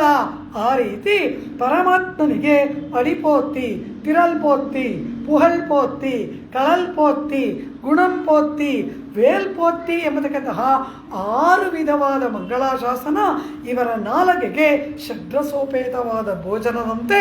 ಅಂತಹ ಆ ಮಂಗಳಾಶಾಸನವನ್ನು ಮಾಡುತ್ತಾ ನಾವುಗಳು ಬಂದಿದ್ದೇವೆ ಪರಮಾತ್ಮ ಎಂದ್ರೆ ಮುನ್ಸೇವಹಮೇ. ನಿನ್ನ ಕೀರ್ತಿಯೇ ಆಡ್ದು. ತ್ರಿವಿಕ್ರಮಂದು ನನ್ನ ಕೀರ್ತಿನ, ರಾಮರದ ನನ್ನ ಕೀರ್ತಿನ, ಅದೆಲ್ಲ ನಿನ್ನ ಪೂರ್ವಾವತಾರಗಳಲ್ಲವ, ಅದೆಲ್ಲ ನೀನೇ ಅಲ್ಲವ. ಅಂತಹ ನಿನ್ನ ಪೂರ್ವಾವತಾರದ ಕೀರ್ತಿಗಳನ್ನು ಈ ಅವತಾರದಲ್ಲಿ ನೀನು ನಡೆಸಿದ ಕೀರ್ತಿಗಳೆಲ್ಲವನ್ನ ಎತ್ತಿ ಕೊಂಡಾಡುತ್ತಾ ಎಂದ್ರೆಂದ್ರುಂಚೇವಹಮೇ ಏತ್ತಿಪ್ಪರಗೊಳ್ವಾನ್ ಇಂದ್ರಿಯಾಂ ಒಂದೋಂ ಇರಂಗೆ. ಇದೆಲ್ಲವನ್ನ ನೀನು ಯಾವಾಗಲೂ ಮಾಡಿದೆ, ನಾವು ಇವತ್ತು ಬಂದಿದ್ದೀವಿ, ಇವತ್ತು ಮಂಗಳಾಶಾಸನ ಮಾಡ್ತೀವಿ. ನಮ್ಮ ವಿಷಯದಲ್ಲಿ ಪ್ರೇಮವನ್ನು ತೋರು, ವಾತ್ಸಲ್ಯವನ್ನು ತೋರು, ಕೃಪೆ ಮಾಡು ಎಂಬುದಾಗಿ ಆಂಡಾಳ್ ಸ್ವರೂಪಕ್ಕೆ ಅನುಗುಣವಾದ ಆತ್ಮಸ್ವರೂಪದ ವಿಶೇಷವಾಗಿ ಇರ್ತಕ್ಕಂತಹ ಮಂಗಳಾಶಾಸನ ತತ್ಪರತೆಯನ್ನು ಈ ಪಾಶರದಲ್ಲಿ ತೋರುತ್ತಾ ಪರಮಾತ್ಮನಿಗೆ ಸಕಲ ವಿಧ ಮಂಗಳವನ್ನು ಆಶಂಸನೆ ಮಾಡುತ್ತಾ 24ನೆಯ ಪಾಶರವನ್ನು ಪೂರ್ಣ ಮಾಡ್ತಾಳೆ.